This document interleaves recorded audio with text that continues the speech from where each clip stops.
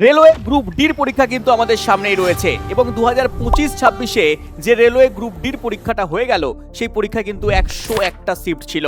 এই 101টা শিফটের পুরো সায়েন্সের প্রশ্ন আমি তোমাদেরকে করাবো এবং তার প্রথম ক্লাস আজকে শুরু করছি, যেখানে আমি প্রত্যেক দিন তোমাদেরকে 100টা করে কোশ্চেন করাবো। তো চলো আজকে প্রথম প্রশ্ন দেখে নেই স্ক্রিনে কি রয়েছে। দেখো, প্রথম প্রশ্ন রয়েছে আরআরবি গ্রুপ ডি 2026, বুঝতেই পারছো 26-এর সবকটা শিফটের কোশ্চেন আসবে। প্রথম প্রশ্ন রয়েছে এখানে, পুরুষ প্রজনন তন্ত্রে ভাস ডিফারেন্সের প্রধান কাজ কি? দেখো, পুরুষ প্রজনন তন্ত্রে ভাস ডিফারেন্স কোথায় থাকে আগে দেখে নিতে হবে। এটা হচ্ছে আমাদের পুরুষ প্রজনন তন্ত্রের একটা চিত্র, যেখানে দেখতে পাচ্ছ এই যে এই নালিকাটা রয়েছে, এই নালিকাটাকে বলছি আমরা ভাস ডিফারেন্স। এবং এই ভাস ডিফারেন্স কি করছে না, এখান থেকে যে শুক্রাণু উৎপন্ন হচ্ছে, শুক্রাশয় থেকে যে শুক্রাণুগুলো উৎপন্ন হচ্ছে, সেই শুক্রাণুগুলোকে বহন করে নিয়ে যাচ্ছে এখানে, এইভাবে বহন করে নিয়ে গিয়ে ও মূত্রনালীর মাধ্যমে বাইরে বার করতে সাহায্য করছে। তো অপশন এখানে কোনটা হবে? শুক্রাণু উৎপাদন করা হবে না, সেমিনাল ফ্লুইড নিঃসরণ করা হবে না, এপিডাইমিস থেকে মূত্রনালীতে শুক্রাণু পরিবহন করা, একদম ঠিক বলেছে। এপিডাইমিস থেকে এখানে এপিডাইমিস অংশটা রয়েছে, সেখান থেকে আস্তে আস্তে ভাস ডিফারেন্সের মাধ্যমে মূত্রনালীর মাধ্যমে শুক্রাণুকে পরিবহন করছে, বাইরে নির্গত করছে। অপশন নাম্বার সি আমাদের সঠিক উত্তর। চলে এসো পরের প্রশ্নে। দেখো, আরআরবি গ্রুপ ডি 1/12/2026-এ আসা প্রশ্ন, শিফট 1-এ আসা প্রশ্ন কি বলেছে? একটি পরমাণুতে 11খানা প্রোটন আছে, 11খানা ইলেকট্রন আছে, 12খানা নিউট্রন আছে, তাহলে পরমাণুর ভর সংখ্যা কত হবে? স্যার, ভর সংখ্যা মানে কি হয়? ভর সংখ্যা মানে প্রোটন প্লাস নিউট্রন সংখ্যা হয়। প্রোটন সংখ্যা কত দেওয়া আছে স্যার? 11 দেওয়া আছে। নিউট্রন সংখ্যা কত দেওয়া আছে স্যার? 12 দেওয়া আছে। তাহলে 11 + 12 করে দাও, যোগ আমরা করতে পারি স্যার, 23 উত্তর হয়ে যাচ্ছে। অপশন নাম্বার বি, জলের দরে ফলের রস। কে পারবে না? এই সমস্ত প্রশ্ন পরীক্ষায় আসছে, জলের দরে ফলের রস করে তুড়ি মেরে উড়িয়ে দিয়ে চলে আসবে। যারা আমার ছাত্রছাত্রী আছো একদম ঠিক করে দিয়ে চলে আসবে। আর একটা জিনিস এখান থেকে দিতে পারে যে পারমাণবিক সংখ্যা কাকে বলে, পারমাণবিক সংখ্যা কাকে বলে, বা পরমাণু ক্রমাঙ্ক কাকে বলা হয়। মনে রাখবে, পারমাণবিক সংখ্যা বা পরমাণু ক্রমাঙ্ক মানে জেড নাম্বার, মানে প্রোটন সংখ্যা। স্যার, প্রোটন সংখ্যা কত আছে? 11 আছে। তখন আমার 11 কিন্তু উত্তর হয়ে যাবে। নেক্সট প্রশ্ন চলে আসবো। পরের প্রশ্ন দেখো কি বলেছে, নিচের কোন বিবৃতিটি সঠিক নয়? কোন বিবৃতি এখানে সঠিক নয়? বলেছে চ্যুতিকোণ হলো আপতিত রশ্মি এবং নির্গত রশ্মির মধ্যবর্তী কোণ। পরের অপশন বলেছে প্রিজমে সাদা আলো ব্যবহার করলে বিচ্ছুরিত ঘটতে পারে। পরের অপশন বলেছে প্রিজমে আপতিত রশ্মি এবং নির্গত রশ্মি সর্বদা সমান্তরাল হয়। পরের অপশন বলেছে প্রিজমে নির্গত রশ্মি প্রিজমে ভূমির দিকে বেঁকে যায়। তাহলে এটা প্রিজমের প্রশ্ন দিয়েছে, তার মানে আমাদের প্রিজমের কনসেপ্ট জানতে হবে। চলো প্রিজমের কনসেপ্ট একটু জেনে নেই। দেখো, প্রিজম হচ্ছে তোমার একটা মাধ্যম, যেখানে আলোক রশ্মি যাচ্ছে, বায়ু মাধ্যমের মধ্যে দিয়ে কাঁচ মাধ্যমে প্রবেশ করছে এবং কাঁচ মাধ্যমের মধ্যে দিয়ে আবার বায়ু মাধ্যমে ফিরে আসছে। কিন্তু এখান দিয়ে যদি সাদা আলো যায়, তাহলে পারে উল্টো দিক দিয়ে, প্রিজমের মধ্যে দিয়ে যাওয়ার পরে উল্টো দিক দিয়ে 7টা বর্ণের আলোকপটি পাওয়া যায়। তো এই 7টা বর্ণের আলোকপটি যখন পাওয়া যায়, তারা কি হয়? বিভিন্ন দিকে বেঁকে যায়। তাহলে আলোর গতিবেগ বিভিন্ন রকম হওয়ার জন্য সাদা আলো ভেঙে গিয়ে 7টা বর্ণের এরকম আলোকপটি দেখা যায়। এটাকে আমরা বলি বর্ণালী তৈরি করছে। এবার দেখো এখানে কি বলেছে, বলেছে চ্যুতিকোণ হলো, চ্যুতিকোণ কোনটা? স্যার, এই যে আলোক রশ্মি যাচ্ছে, এখান দিয়ে, এর যাওয়ার কথা ছিল কোথায়?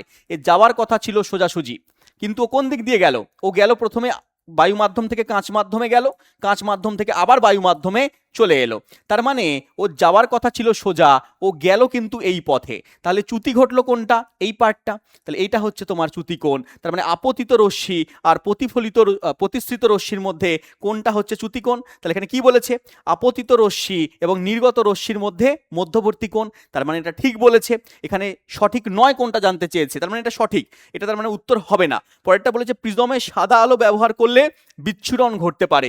একদম বিচ্ছুরণ ঘটে। এই সাদা আলো বিচ্ছুরিত হয়েই তো 7টা বর্ণের আলোকপটি তৈরি করছে, বর্ণালী তৈরি করছে। এটাকেই আমরা আলোর কি বলছি? বিচ্ছুরণ বলছি।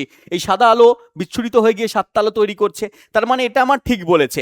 অপশন সিতে বলেছে প্রিজমে আপতিত রশ্মি আর নির্গত রশ্মি সমান্তরাল হয়। দেখো, আপতিত রশ্মি এখান থেকে পড়লো, এদিক দিয়ে বেরিয়ে গেল, আর এখানে প্রতিসৃত রশ্মিটা এই দিক দিয়ে চলে গেল। এরা কি কখনো সমান্তরাল হচ্ছে? সমান্তরাল হচ্ছে না। যখন এরা পরস্পর সমান্তরাল মানে কখনো ছেদ করবে না। এই একটা রশ্মি, এই একটা রশ্মি, পরস্পর সমান্তরাল রশ্মি, এরা কখনো পরস্পর ছেদ করবে না, কিন্তু এরা তো ছেদ করে যাচ্ছে, তাহলে সমান্তরাল হচ্ছে না। তার মানে এটা আমার ভুল দেওয়া আছে। তার মানে আমার উত্তর কোনটা হচ্ছে বাবা? উত্তর হচ্ছে অপশন নাম্বার সি। আচ্ছা, ডিটা কি বলেছে?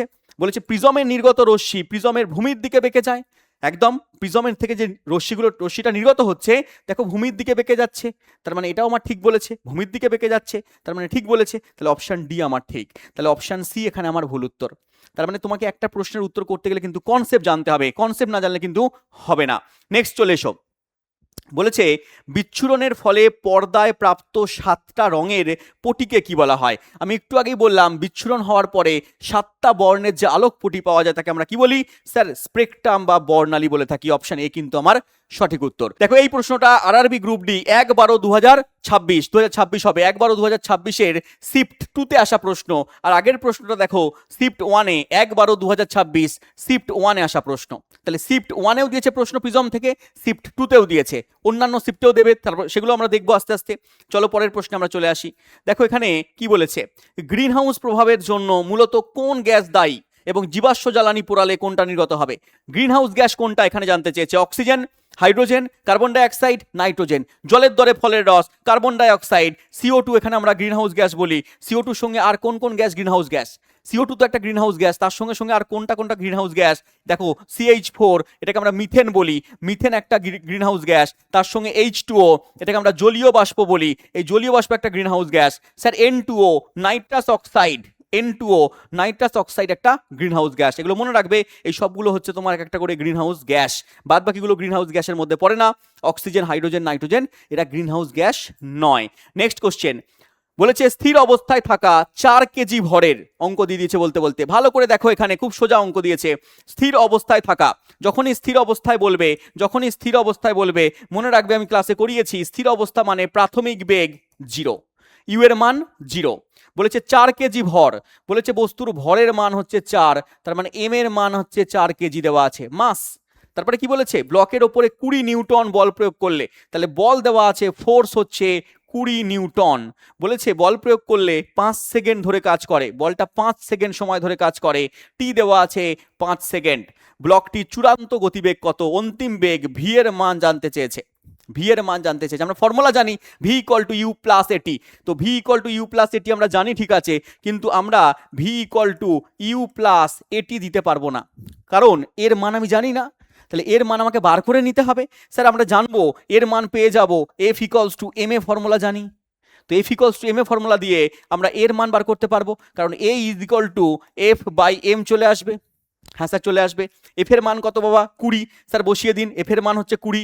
স্যার এম এর মান কত? 4, একদম 4 বসিয়ে দিলাম, তাহলে কাটলে আসছে 5, তাহলে এর মান পেয়ে যাচ্ছি 5। তাহলে এর জায়গায় যদি 5 বসিয়ে দিই আমরা, এখানে টি এর মান দেওয়া আছে 5, এখানে ইউ এর মান দেওয়া আছে 0, তাহলে ইউ এর মান 0, এর মান দেওয়া আছে 5, টি এর মান দেওয়া আছে এখানে 5, তাহলে 5 5 হয়ে যাচ্ছে 25 মিটার পার সেকেন্ড। উত্তর আসছে অপশন নাম্বার সি।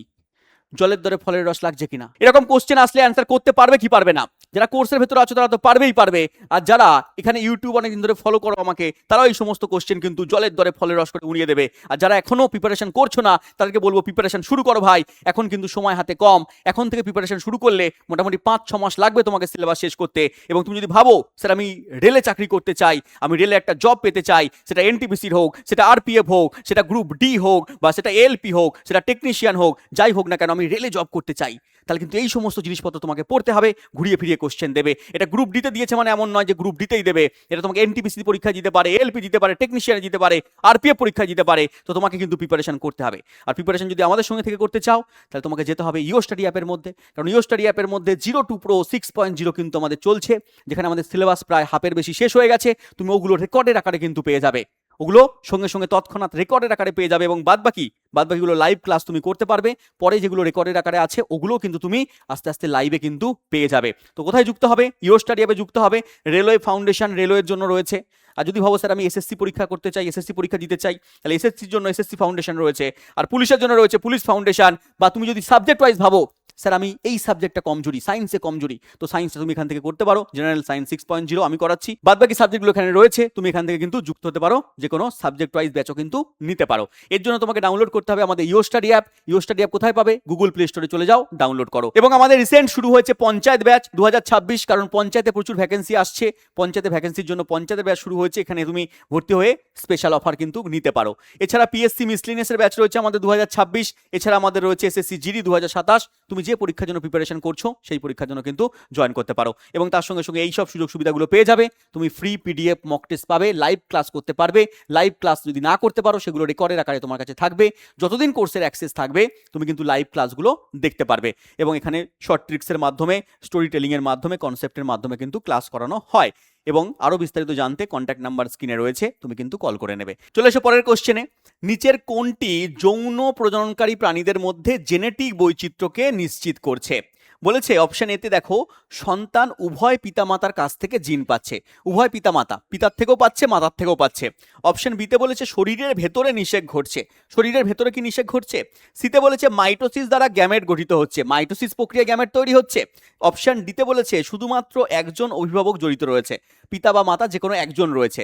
দেখো বাবা, যৌন যারা প্রজনন করছে তাদের একজন পিতামাতা বা একজন অভিভাবক জড়িত থাকে না, দুজনই থাকে। অযৌন যারা জনন করে তাদের ক্ষেত্রে একজন অভিভাবক যুক্ত হতে পারে, কিন্তু যৌন জননের ক্ষেত্রে দুজন অভিভাবককেই লাগে। তাহলে এটা আমার হবে না। অপশন সি বলেছে মাইটোসিস দ্বারা গ্যামেট গঠিত হয়, না, মিওসিস দ্বারা গ্যামেট তৈরি হয়। আমরা পড়িয়েছি মিওসিস পদ্ধতির মাধ্যমে কিন্তু গ্যামেট তৈরি হচ্ছে, হ্রাস বিভাজন ঘটছে। শরীরের ভেতরে নিষেক ঘটছে, শরীরের ভেতরে নিষেক ঘটে। শরীরের ভেতরে কি নিষেক ঘটে? আমরা বলতে পারবো না শরীরের ভেতরেই নিষেক ঘটছে। শরীরের নির্দিষ্ট অঙ্গ রয়েছে, যৌন জনন অঙ্গ রয়েছে, সেই যৌন জনন অঙ্গের ভেতরে নিষেক ঘটে। তাহলে শরীরের ভেতরে তো ঘটছে, কিন্তু শরীরের নির্দিষ্ট যৌন জনন অঙ্গের ভেতরে ঘটছে। এটাও আমি ঠিক বলতে পারবো না, কিন্তু অপশন এটা আমি অ্যাপ্রোপ্রিয়েট ঠিক বলতে পারবো। সন্তান উভয় পিতামাতার কাছ থেকে জিন পাচ্ছে, পিতার দেহ থেকে মাতার দেহ থেকে দুজনের দেহ থেকেই জিন পাচ্ছে যৌন প্রজননকারী জীবেরা। তো অপশন এ কিন্তু আমার সঠিক উত্তর। নেক্সট চলে এসো, নিচের কোনটি জৈব যৌগ হিসেবে গণ্য করা হয় না? কোনটা এখানে জৈব যৌগ নয়? দেখো, অ্যাসিটিক অ্যাসিড একটা জৈব যৌগ, ঠিক আছে। সোডিয়াম কার্বনেট, সোডিয়াম কার্বনেট জৈব যৌগ নয়। ইথানল একটা জৈব যৌগ, মিথেন একটা জৈব যৌগ। তো অপশন বি এখানে জৈব যৌগ নয়, সোডিয়াম কার্বনেট মনে রাখবে। তো সোডিয়াম কার্বনেটকে কি বলা হয় বাবা? এটাকে বলা হচ্ছে কাপড় কাঁচা সোডা।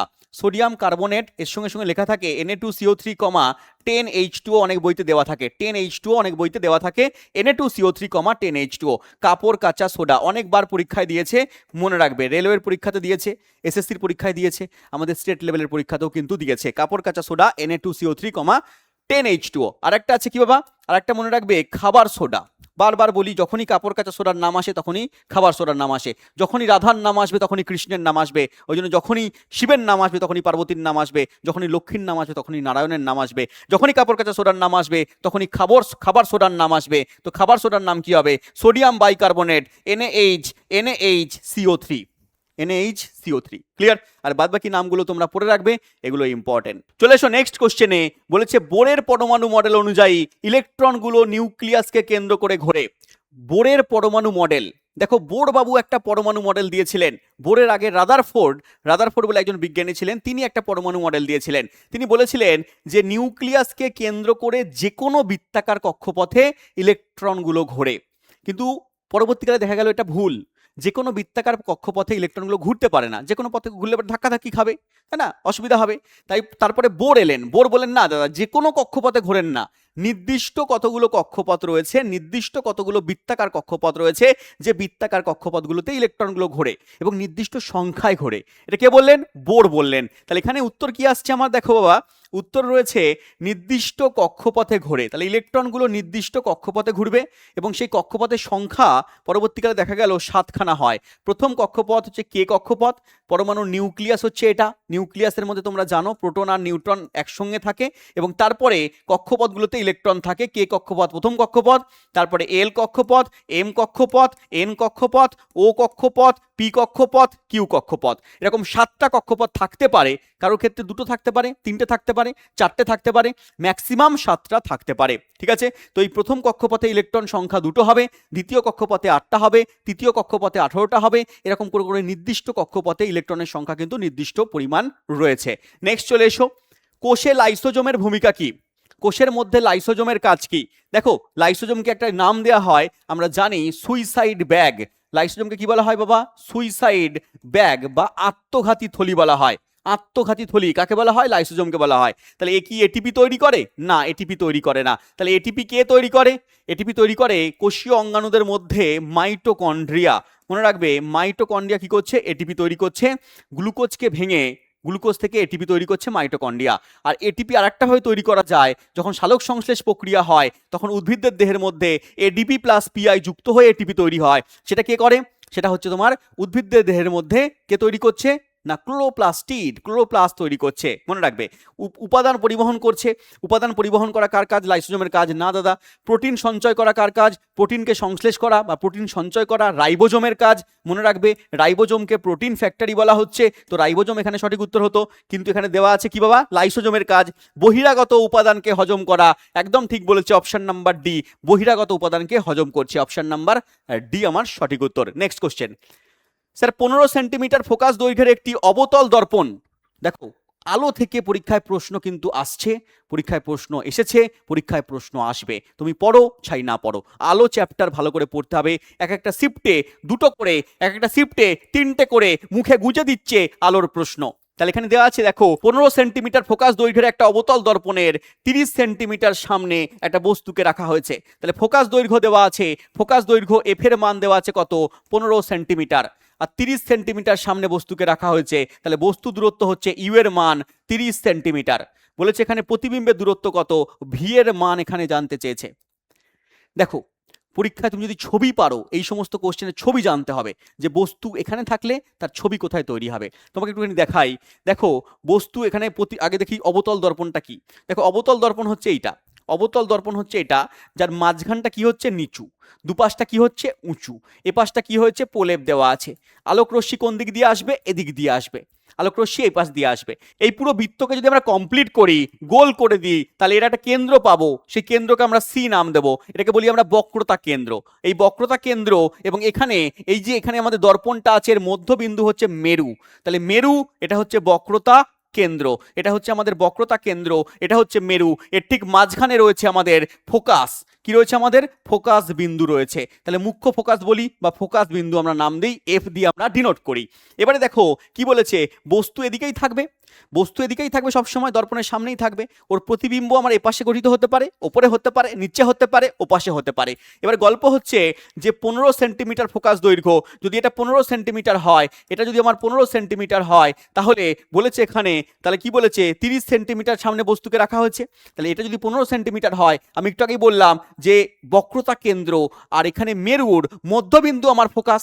তাহলে এই দুটোর মধ্যবিন্দু যদি ফোকাস হয়, তাহলে এই পার্টটা যদি 15 হয়, এটা মধ্যবিন্দু, তার মানে এই পুরো পার্টটা হচ্ছে, এটাও 15 হবে, এটাও 15 হবে, তাই তো? এটা মধ্যবিন্দু যদি হয়, তাহলে এই পার্টটা যদি 15 বলে দেয়, এটাও 15 হবে, তাহলেই তো মধ্যবিন্দু হবে, তাহলেই তো আমার মধ্যবিন্দু হবে। তাহলে 15 এর মধ্যবিন্দু হচ্ছে এফ। তাহলে এই 15 আর এই 15 পেয়ে গেলাম, তাহলে পুরো আমরা 30 পেয়ে গেলাম, পুরোটা আমরা 30 পেয়ে গেলাম। তাহলে 30-এর হাফ হচ্ছে 15, এই 15তে এখানে অবস্থান করছে আমাদের ফোকাস বিন্দু বা মুখ্য ফোকাস। তাহলে বস্তুকে রাখা হয়েছে কোথায়? বস্তুকে রাখা হয়েছে 30 সেন্টিমিটার দূরে, তার মানে এখানে বস্তু রয়েছে আমার, বস্তু দূরত্ব 30 সেন্টিমিটার। গল্প হচ্ছে, যখন তুমি ফোকাসে বস্তুকে রাখবে তখন আলাদা ছবি হবে, যখন তুমি ফোকাসে আর মেরুর মধ্যে রাখবে তখন আলাদা ছবি হবে, যখন তুমি ফোকাস আর বক্রতা কেন্দ্রের মধ্যে রাখবে তখন কিন্তু ছবি আলাদা হবে, আর যখন তুমি বস্তুকে পুরো তুমি বক্রতা কেন্দ্রে রাখবে তখন ছবি আলাদা হবে, বক্রতা কেন্দ্রের বাইরে রাখলে ছবি আলাদা হবে, অসীম দূরত্বে রাখলে ছবি আলাদা হবে। এগুলো সব ডিটেলসে আমি কোর্সের ভেতর কিন্তু করিয়েছি। এখানে দেখো একটা দেখিয়ে দিই, এই বক্রতা কেন্দ্রে যখন বস্তুকে রাখবে তখন কিরকম ভাবে ছবি তৈরি হবে। একটা রশ্মি চলে যাবে সোজা, একটা রশ্মি চলে যাবে সোজা, সে বেরিয়ে চলে আসবে এ পাশ দিয়ে, সে বেরিয়ে চলে আসবে এ পাশ দিয়ে। আর একটা রশ্মি চলে যাবে এখান দিয়ে সোজা, এই ফোকাস দিয়ে সোজা চলে যাবে, সে সমান্তরালভাবে চলে আসবে। ঠিক উল্টো দিকে বস্তুর সমান আকারের প্রতিবিম্ব তৈরি হবে, ঠিক উল্টো দিকে বস্তুর সমান আকারের প্রতিবিম্ব তৈরি হবে। তাহলে বক্রতা কেন্দ্রে যদি বস্তুকে রাখা হয় অবতল দর্পণের ক্ষেত্রে, তাহলে বস্তুর সমান আকারের প্রতিবিম্ব তৈরি হবে, কিন্তু উল্টো হবে, সমান আকারের প্রতিবিম্ব তৈরি হবে। এগুলো মুছে দিলে পরে দেখতে পাবে বস্তুর সমান আকারের প্রতিবিম্ব তৈরি হচ্ছে, কিন্তু উল্টো দিকে প্রতিবিম্ব তৈরি হচ্ছে, এবং অবশীর্ষ হচ্ছে সদ হচ্ছে, অবশীর্ষ হচ্ছে কিন্তু সদ হচ্ছে, এবং বস্তুর সমান আকারের প্রতিবিম্ব তৈরি হচ্ছে। তাহলে উত্তর কি হবে এখানে আমার? এখানে রয়েছে, দেখো আমি কোশ্চেন এখানে অঙ্ক সলভ না করে উত্তর দিতে পারবো ছবি পারলে। তাহলে প্রতিবিম্বের দূরত্ব জানতে চেয়েছে, তা প্রতিবিম্বের দূরত্ব কি হচ্ছে? প্রতিবিম্বের দূরত্ব এখানে আসছে আমার 30। তো 30 অপশনের মধ্যে দুটো আছে, 30 অপশনে আমার এটাও আছে আবার এটাও আছে। তাহলে প্লাস হবে না মাইনাস হবে, সেটা আমরা কি করে বুঝবো? দেখো বাবা, এই ছবির মধ্যে ভালো করে দেখলে আমরা দেখতে পাবো যে বস্তুর প্রতিবিম্ব কোন দিকে আছে।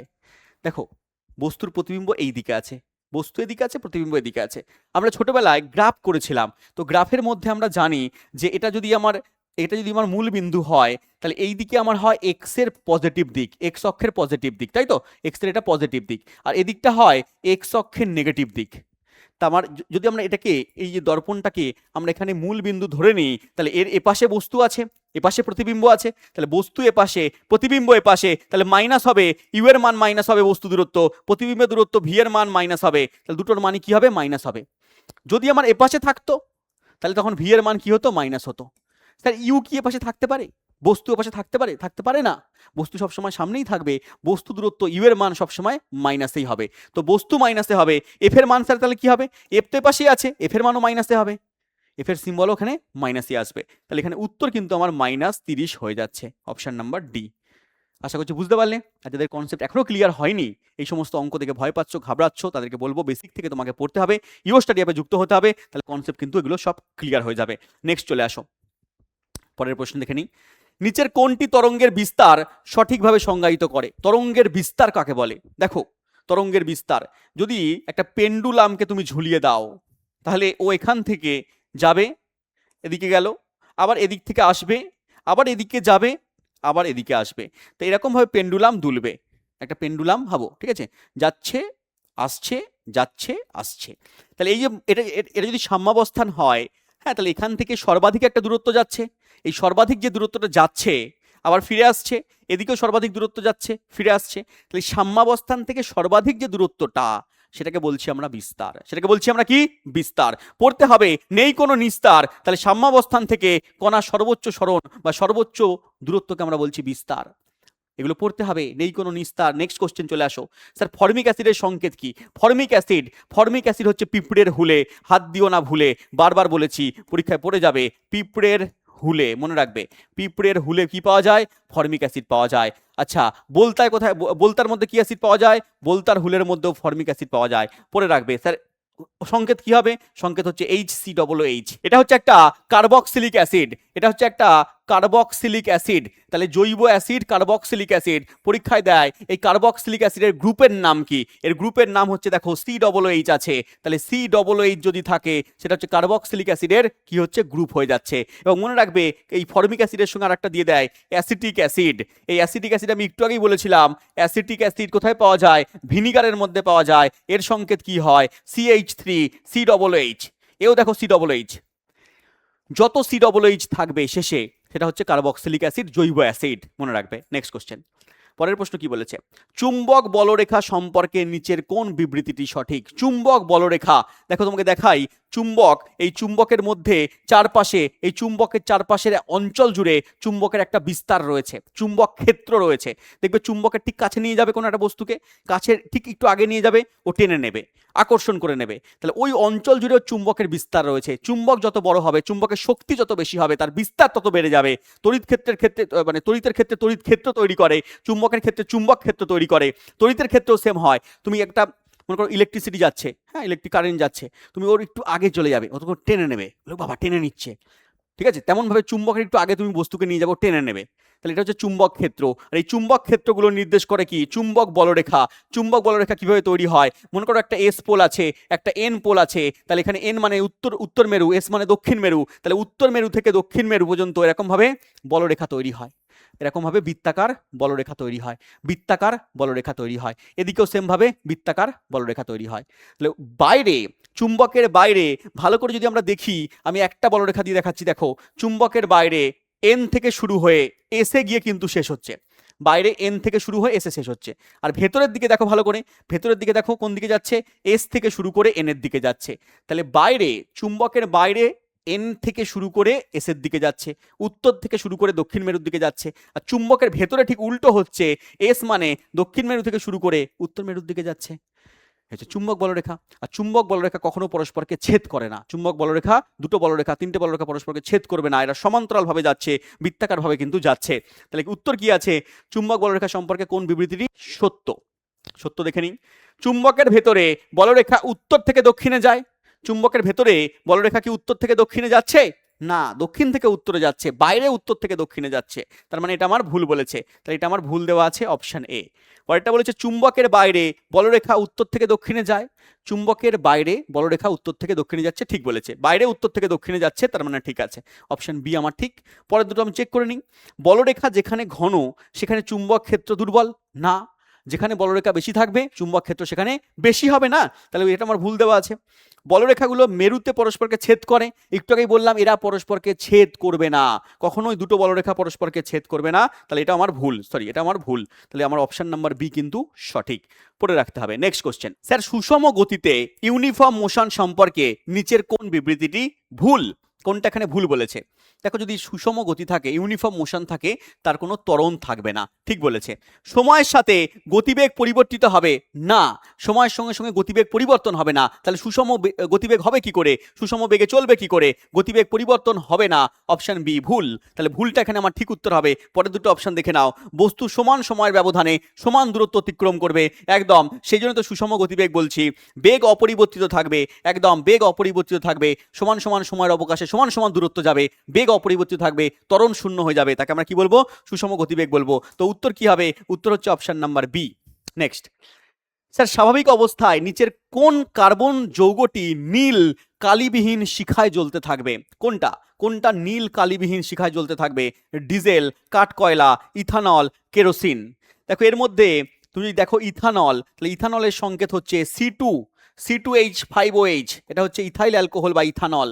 এর মধ্যে কার্বনের পরিমাণ সবচেয়ে কম আছে, এর মধ্যে কার্বনের পরিমাণ সবচেয়ে কম আছে বলে এই ইথানল বা ইথাইল অ্যালকোহল কি হবে, নীল কালিবিহীন শিখায় জ্বলতে থাকবে।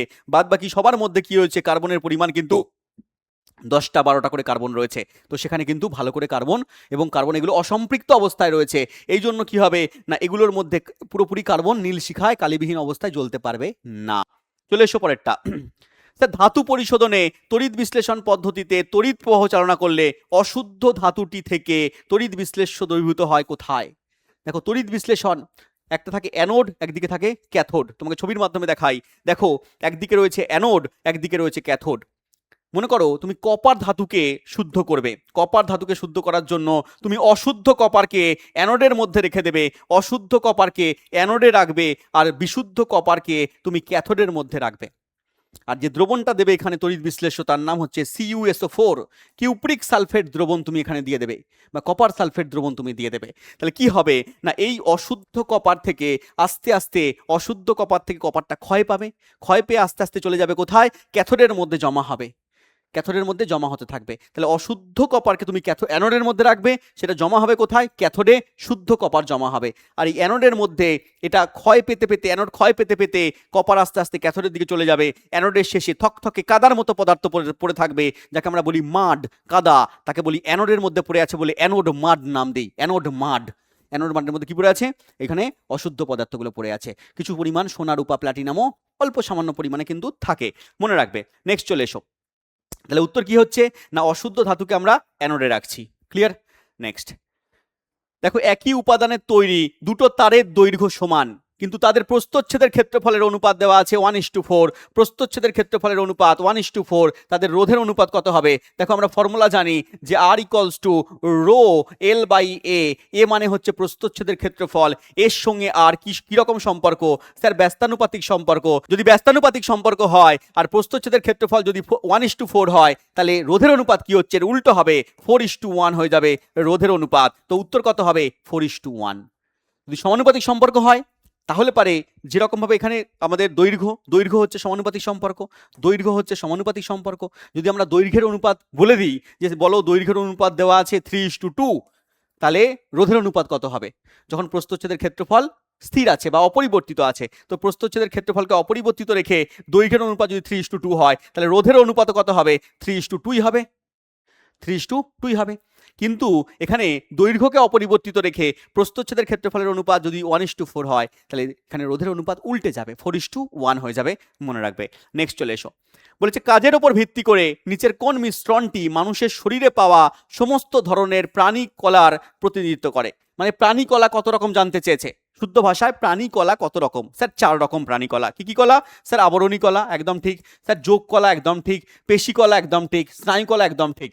তাহলে প্রথমটাই দেওয়া আছে ঠিক আমার, আবরণী কলা, পেশি কলা, যোগ কলা, স্নায়ু কলা পড়েছি আমরা এগুলো। তাহলে প্রাণী কলা হচ্ছে 4 রকম। তার উদ্ভিদ কলা কত রকম হয় না, উদ্ভিদ কলা 2 রকম হয়, ভাজক কলা, স্থায়ী কলা, তাই তো, ভাজক কলা, স্থায়ী কলা। স্থায়ী কলা 2 রকম হয়, সরল আবার জটিল। সরল স্থায়ী কলা আবার 3 রকম হয়, প্যারেনকাইমা, কোলেনকাইমা, স্ক্লেরেনকাইমা। আর জটিল স্থায়ী কলা আবার 2 রকম হচ্ছে, কি কি হচ্ছে বাবা না, জাইলেম হচ্ছে, ফ্লোয়েম হচ্ছে। এগুলো সব ক্লাসের মধ্যে পড়িয়েছি, যারা আমার ছেলেপুলে আছে জানে, তাহলে কমেন্ট বক্সে বলে দেবে যে স্যার আমি পড়িছি এগুলো।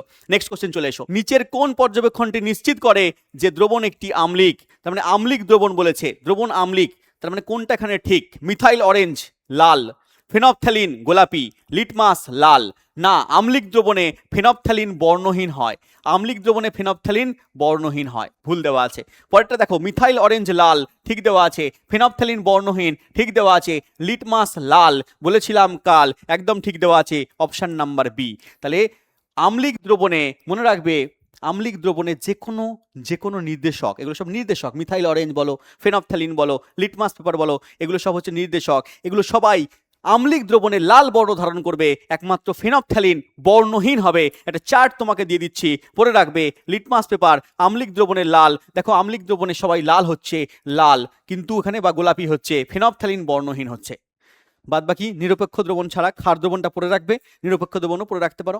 এখানে উল্টো হচ্ছে নীল, হলুদ, গোলাপি হচ্ছে, পড়ে রাখবে, ঠিক আছে।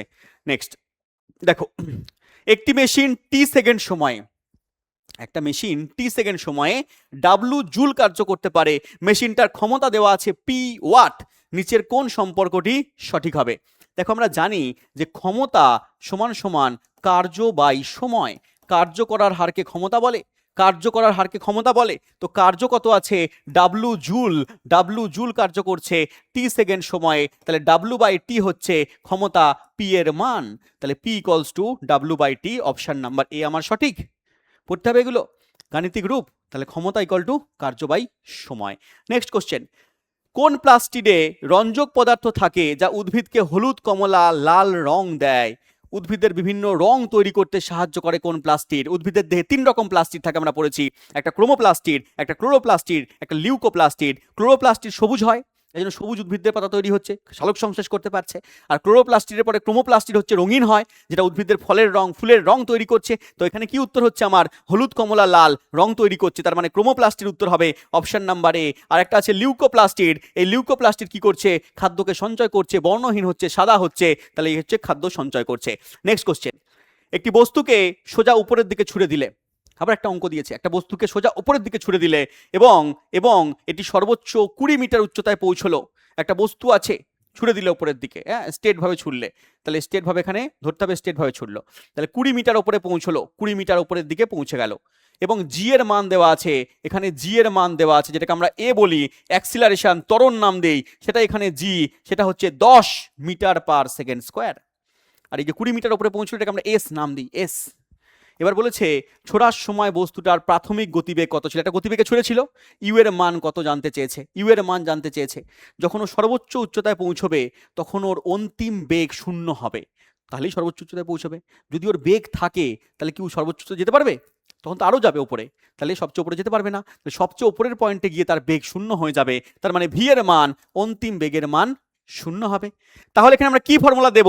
আমরা ফর্মুলা জানি, V square equal to U square plus 2s হয়, V square equal to U square plus 2s হয়, কিন্তু এখানে প্লাস হবে না, মাইনাস হবে। তার কারণ কি? তার কারণ হচ্ছে তোমার বস্তুকে তুমি উপরের দিকে ছুড়ে দিয়েছো, উপরের দিকে যাচ্ছে, অভিকর্ষের বিপরীত দিকে যাচ্ছে, অভিকর্ষের বিপরীত দিকে গেলে মাইনাস হয়, অভিকর্ষের দিকে হলে প্লাস হয়, তাহলে উপরের দিকে যাচ্ছে বলে মাইনাস, তাহলে V square equal to U square minus 2as হয়। এখানে এর জায়গায় কি আসবে? এর জায়গায় স্যার জি আসবে, কারণ এখানে অভিকর্ষীয় ত্বরণ কাজ করছে ত্বরণের জায়গায়, তো জিএস হয়ে যাচ্ছে। তো V square equal to U এর মান স্যার দেওয়া আছে, ইউ এর মান দেওয়া নেই, কিন্তু ভি এর মান দেওয়া আছে 0, 0 হচ্ছে এখানে ভি এর মান উপরে গেলে, তাহলে ভি এর মান 0 বসালাম, ইউ এর মান জানি না, 2 লিখলাম এখানে, জি এর মান 10, ভাই তুই বস, এস এর মান কত? এস এর মান 20, এখানে লিখে দিলাম, তাহলে 0 এর স্কোয়ার 0, ইউ স্কোয়ার মাইনাস, এখানে 10 দুগুণে কত আসছে? 20, 20 গুণ করলে আসবে কত? 400 চলে আসবে, 400কে তুমি এ পাশে নিয়ে চলে আসবে, 400 ইকুয়াল টু ইউ স্কোয়ার, তাহলে ইউ ইকুয়াল টু কি হবে, √400 আসবে, √400 মানে সবাই জানে 20 উত্তর 20 উত্তর হয়ে যাচ্ছে আমার, তাহলে 20 আমার এখানে metre per second, option number B আমার সঠিক উত্তর। জলের দরে ফলের রস উড়িয়ে দেবে চাবুক ছেলে পেলে। বন এবং জীববৈচিত্র্য সংরক্ষণের একটি মূল লক্ষ্য কি হওয়া উচিত? দেখো, জীববৈচিত্র্য এবং বনকে সংরক্ষণ করার মূল লক্ষ্য মানে এটা পরিবেশের প্রশ্ন, পরিবেশ থেকে কিন্তু প্রশ্ন দিচ্ছে, দু একটা করে পড়ে রাখতে হবে। দেখো, বলেছে পর্যটনকে প্রসার করা, না দাদা পর্যটনকে প্রসার করা না। বলেছে উত্তরাধিকার সূত্রে প্রাপ্ত জীববৈচিত্র্য রক্ষা করা। দেখছি পরেরটা কি বলেছে, জাতীয় উদ্যান সম্প্রসারণ করা না। বনের শিল্প ব্যবহার বাড়ানো না। তো অপশন এখানে বিটাই আমার সঠিক হচ্ছে, উত্তরাধিকার সূত্রে জীববৈচিত্র্যকে রক্ষা করা। নেক্সট কোশ্চেন, আইসোবার কোন বৈশিষ্ট্যটি সর্বদা ভিন্ন হয়? আইসোবারের ক্ষেত্রে কোন বৈশিষ্ট্য ভিন্ন হয়? আইসোবার কি হয়? আইসোবার হচ্ছে, আমরা তিনটে জিনিস পড়েছিলাম পরমাণুর ক্ষেত্রে, আইসোটোপ, আইসোবার, আইসোটোন। আইসোবারের ক্ষেত্রে কি হয় না, ভর সংখ্যা এখানে একই হয়, পারমাণবিক সংখ্যা এখানে আলাদা হয়। আইসোটোপের ক্ষেত্রে কি হয়, পারমাণবিক সংখ্যা একই হয়, ভর সংখ্যাগুলো আলাদা আলাদা হয়। আর আইসোটোনের ক্ষেত্রে কি হয়, নিউট্রন সংখ্যা আলাদা আলাদা হয়। তোমরা যারা পড়েছো তারা জানবে, এবং যারা পড়নি তাদের পড়তে হবে। আইসোবার মানে তাহলে কি হচ্ছে না, পারমাণবিক সংখ্যা এখানে কি চেয়েছে, সর্বদা ভিন্ন হচ্ছে। ভিন্ন কোনটা হচ্ছে, ভিন্ন হচ্ছে পারমাণবিক সংখ্যা, ঠিকই আছে, এটা অপশন নাম্বার সি, পারমাণবিক সংখ্যা যাদের ভিন্ন। যেমন একটা এক্সাম্পল দিচ্ছি, দেখো এখানে কার্বন আছে, কার্বন মনে করো 14.6 আছে, আর নাইট্রোজেন আছে 14.7, তো এরা পরস্পরের কি হচ্ছে, আইসোবার। দেখো উপরেরটা ইকুয়াল, মানে ভর সংখ্যা এখানে একই, ভর সংখ্যা সমান, নিচে দেখো পারমাণবিক সংখ্যা আলাদা 6-7, এটা পরস্পরের আইসোবার। আর যদি আইসোটোপ বলি, আইসোটোপ যেমন অক্সিজেনের 16-8, অক্সিজেন 17-8, অক্সিজেন 18-8, তাহলে এগুলো হচ্ছে আইসোটোপ, যাদের ক্ষেত্রে দেখো এখানে ভর সংখ্যা আলাদা, পারমাণবিক সংখ্যা একই হয়, এটা আইসোটোপ হয়। আর আইসোবারের ক্ষেত্রে কি হয়, ভর সংখ্যা একই হয়, পারমাণবিক সংখ্যা আলাদা আলাদা হয়। নেক্সট চলে এসো, যদি লম্বাকে আমরা টি নাম দিয়েছি, লম্বা হচ্ছে প্রকট বৈশিষ্ট্য হয়, আর খর্বাকৃতি বেঁটে হচ্ছে প্রচ্ছন্ন বৈশিষ্ট্য হয়, এবং গোল বীজকে আমরা ক্যাপিটাল আর নাম দিয়েছি, এটা প্রকট হয়, আর কুঞ্চিত বীজ এখানে স্মল আর হয়। তবে খর্বাকৃতি গোল বীজের উদ্ভিদের জিনোটাইপ বলো। খর্বাকৃতি গোল বীজ কি হবে? দেখো, এটা বংশগতির প্রশ্ন। মনে করো লম্বা বৈশিষ্ট্য হচ্ছে প্রকট, এবং বেঁটে বৈশিষ্ট্য বা খর্বাকৃতি হচ্ছে তোমার এখানে প্রচ্ছন্ন বৈশিষ্ট্য। তাহলে দুটোই যদি থাকে এখানে, মনে করো ক্যাপিটাল টি আছে, তার মানে লম্বা বৈশিষ্ট্য। ক্যাপিটাল টি থাকা মানে মনে রাখবে লম্বা বৈশিষ্ট্য। আর ক্যাপিটাল টি স্মল টি আছে, যদি দুটো একসঙ্গে থাকে তাহলে কিন্তু প্রকটটা প্রকাশ পাবে। বাইরে থেকে আমরা দেখবো ওটা প্রকট মানে লম্বা দেখতে পাবো, কিন্তু ভেতর থেকে দেখবো শঙ্কর লম্বা, কিন্তু বাইরে থেকে আমরা দেখবো কিন্তু লম্বা, তাহলে লম্বাই আমরা দেখতে পাচ্ছি। আর যদি দুটোই এখানে স্মল টি থাকে, দুটোই স্মল টি হয়ে গেল, তখন আমার খর্বাকৃতি বা বেঁটে বৈশিষ্ট্য কিন্তু প্রকাশ পাবে। তাহলে এখানে চেয়েছে কি, খর্বাকৃতি। তাহলে মানে খর্বাকৃতি যদি আমি পেতে চাই, তাহলে কিন্তু আমাকে দুটোই স্মল টি করতে হবে। আর তার সঙ্গে গোল বীজ চেয়েছে, গোল বীজ কি হবে, দেখো এখানে গোলটা হচ্ছে প্রকট, তাহলে আর হচ্ছে গোল, এটা হচ্ছে প্রকট, এবং হচ্ছে কুঞ্চিত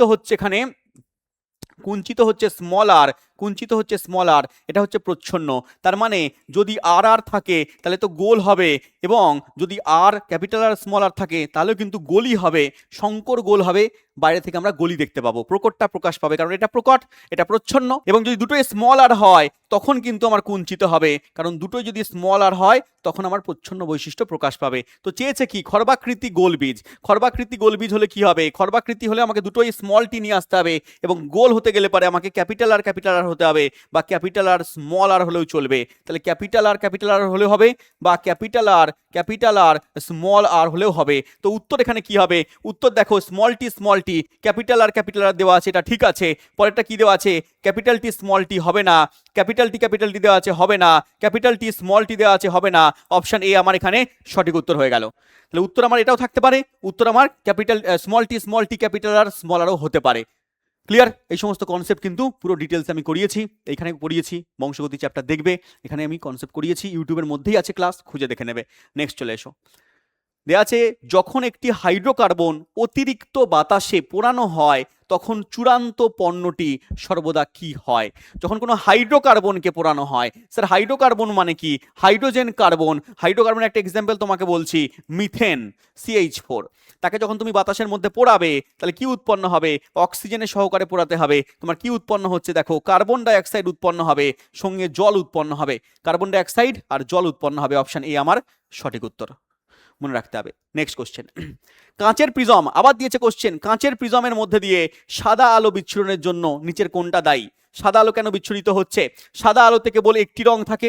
না, ভুল আছে। অপশন বিতে কি বলেছে? কাঁচের মধ্যে আলোর বিভিন্ন রং বিভিন্ন গতিতে ভ্রমণ করছে, একদম ঠিক বলেছে। তো বিভিন্ন রঙের আলো বিভিন্ন গতিতে ভিন্ন ভিন্ন গতিতে ভ্রমণ করছে বলেই তো ভিন্ন মানে আলোকপুটিটা পাওয়া যাচ্ছে, বেনিয়া সহকলা পাওয়া যাচ্ছে, 7টা রঙের আলোকপুটি পাওয়া যাচ্ছে, 7টা রঙের আলো বিভিন্ন গতিতে ভ্রমণ করছে। অপশন বি আমার সঠিক উত্তর হয়ে গেল। অপশন সিতে কি বলেছে? প্রিজম কিছু রং শোষণ করে? না, শোষণ করে না। কাঁচের মধ্যে আলোর বিভিন্ন রং একই গতিতে ভ্রমণ করে, একই গতিতে ভ্রমণ করলে আর পটি দেখা যেত না। অপশন এখানে ডিতেও ভুল আছে, তো অপশন বি এখানে ঠিক উত্তর। নেক্সট কোশ্চেন, একজন সাঁতারু জলকে পেছনের দিকে ঠেলে দেয়। সাঁতারু কি করে? জলকে পেছনের দিকে ঠেলে, ঠিক আছে, এরকম ঠেলে, সাঁতার কাটে। তাহলে সাঁতার কাটছে, সে প্রতিক্রিয়া বল সাঁতারুকে সামনের দিকে এগিয়ে নিয়ে যায়, তা হলো সাঁতারুকে কোন প্রতিক্রিয়া বল এগিয়ে নিয়ে যাচ্ছে? জলের মধ্যেও বল দিচ্ছে, জলকে পেছন দিকে ঠেলছে, আর জল ওকে সামনের দিকে এগিয়ে নিয়ে যাচ্ছে। তাহলে জল সাঁতারুকে সামনের দিকে ঠেলে দিচ্ছে। অপশন এ আমার সঠিক উত্তর। অপশন বি, জল সাঁতারুকে পিছনের দিকে ঠেলে দিচ্ছে? না, পিছনের দিকে তো ঠেলছে না, তুমি জলকে পেছনে ঠেলছো, জল তোমাকে সামনের দিকে ঠেলছে। অপশন সি বলেছে মাধ্যাকর্ষণ সাঁতারুকে এগিয়ে নিয়ে যাচ্ছে? না দাদা। বায়ু সাঁতারুকে ঠেলে দিচ্ছে? না দাদা। অপশন কিন্তু আমার এ সঠিক উত্তর হয়ে যাবে। কোন সূত্র? নিউটনের তৃতীয় সূত্র, প্রত্যেক ক্রিয়ার সমান ও বিপরীত প্রতিক্রিয়া আছে। নেক্সট কোশ্চেন, পরের প্রশ্ন কি বলেছে? কোন বস্তুর ভর এবং ওজনের মধ্যে কোনটা সত্য? ভর এবং ওজনের মধ্যে কি বলেছে? ভর স্থির, ওজন পরিবর্তনশীল। একদম, ভর স্থির, ওজন পরিবর্তনশীল। ভর তুমি যেখানেই যাবে না কেন, ভর তোমার একই থাকবে। তুমি এখানে থাকো, পাহাড়ের ওপরে থাকো, পাহাড়ের নিচে থাকো, সমুদ্রের নিচে থাকো, চাঁদে যাও, মঙ্গলে যাও, যেখানেই যাও না কেন তোমার ভর কিন্তু একই থাকবে। ওজন কিন্তু পরিবর্তন হতে পারে উচ্চতা অনুযায়ী। তো অপশন কিন্তু এখানে সঠিক উত্তর। নেক্সট কোশ্চেন, স্যার প্রশমন বিক্রিয়াকে সবচেয়ে ভালো বর্ণনা করা যায়? প্রশমন বিক্রিয়া বলেছে অ্যাসিড প্লাস ক্ষার, লবণ প্লাস জল। অ্যাসিড প্লাস লবণ শুধু জল হবে না, বলেছে ক্ষার প্লাস অক্সাইড, লবণ প্লাস জল হবে না। অ্যাসিড প্লাস ধাতু, লবণ হাইড্রোক্সাইড হবে না। অ্যাসিড আর ক্ষারের বিক্রিয়ায় লবণ আর জল উৎপন্ন হয়, আর এটাই হচ্ছে প্রশমন বিক্রিয়া। অপশন এ আমার সঠিক উত্তর। নেক্সট কোশ্চেন, যখন কোনো বস্তুর বেগ তার প্রাথমিক মানের দ্বিগুণ হয় তখন তার গতিশক্তি কত হয়? বলেছে বেগকে যদি তুমি দ্বিগুণ করে দাও, মনে করো প্রথমে বেগ ছিল ভি, পরে হয়ে গেল ভি থেকে 2v, তাহলে গতিশক্তি কি হবে? স্যার গতিশক্তির ফর্মুলা প্রথমে ছিল হাফ এম ভি স্কোয়ার, আমরা জানি হাফ এম ভি স্কোয়ার গতিশক্তি হয়, পরে যদি তুমি দ্বিগুণ করে দাও তাহলে কি হবে? হাফ এম 2v তার স্কোয়ার চলে আসবে, দ্বিগুণ করে দিয়েছি আমরা 2v তার স্কোয়ার, তাহলে এখানে চলে আসবে হাফ এম 4v স্কোয়ার। এই 4টাকে যদি আগে লেখো, 4টাকে আগে লিখলে হাফ এম ভি স্কোয়ার, তার মানে 4 গুণ হয়ে যাচ্ছে গতিশক্তি। 4 গুণ কোথায় দেওয়া আছে? অপশানে। স্যার দ্বিগুণ হচ্ছে, হবে না। স্যার আগের মতোই থাকছে, হবে না। অর্ধেক হচ্ছে, হবে না। 4 গুণ হচ্ছে অপশান ডি, জলের দরে ফলের রস। এই সমস্ত কোশ্চেন পরীক্ষায় আসছে, এই সমস্ত কোশ্চেন পরীক্ষায় আসবে। আপডেট লেভেলের প্রশ্ন, 2026-এ আসা প্রশ্ন পড়ে রাখো, ভালো করে পড়ে রাখো। তুমি যখন পরীক্ষা দেবে, গ্রুপ ডি বলো বা আপকামিং যে কোনো পরীক্ষা বলো, এই সমস্ত প্রশ্ন বা এই প্যাটার্নের প্রশ্ন, সংখ্যা চেঞ্জ করে দেবে, কিন্তু এই টাইপের প্রশ্ন কিন্তু তুমি পেয়ে যাবে। চলে এসো পরের কোশ্চেনে। জীবের জনসমষ্টিতে প্রকরণ বা ভ্যারিয়েশন মূলত কেন গুরুত্বপূর্ণ? যে কোনো জীবের জনসমষ্টিতে প্রকরণ বা ভ্যারিয়েশন গুরুত্বপূর্ণ কেন জানতে চেয়েছে। দেখো উত্তর কি দেওয়া আছে। এটি জীবকে দ্রুত বংশবৃদ্ধি করতে সাহায্য করে? না, প্রকরণ কখনো বংশবৃদ্ধি করতে সাহায্য করে এটা বলা যাবে না। এটি সর্বদা একই প্রজন্মের মধ্যে তাৎক্ষণিক ফলাফল দেয়? না, তাৎক্ষণিক ফলাফল দেয় না। এটি পরিবর্তনশীল পরিবেশগত পরিস্থিতিতে বেঁচে থাকার সম্ভাবনা বাড়ায়? একদম সঠিক উত্তর। এটা পরিবর্তনশীল পরিবেশের সঙ্গে জীবকে মানিয়ে নিতে, খাপ খাইয়ে নিতে সাহায্য করে। এই জন্যই তো প্রকরণ দেখা যায়, এর জন্যই তো ভেদ দেখা যায়, এর জন্যই প্রকরণ ভেদের ফলে মিউটেশন তৈরি হয়, এর জন্যই তো অভিব্যক্তি দেখা যায়, সরল জীব থেকে জটিল জীবের উদ্ভব হয়। তাহলে অপশন নাম্বার সি আমার সঠিক উত্তর। অপশন ডিটা একবার দেখে নিই। এটি নিশ্চিত করে সমস্ত ব্যক্তি অভিন্ন হয়। সমস্ত ব্যক্তি কি অভিন্ন হচ্ছে? না। সমস্ত ব্যক্তি একই রকম দেখতে? তুমি আমি একই রকম দেখতে? না।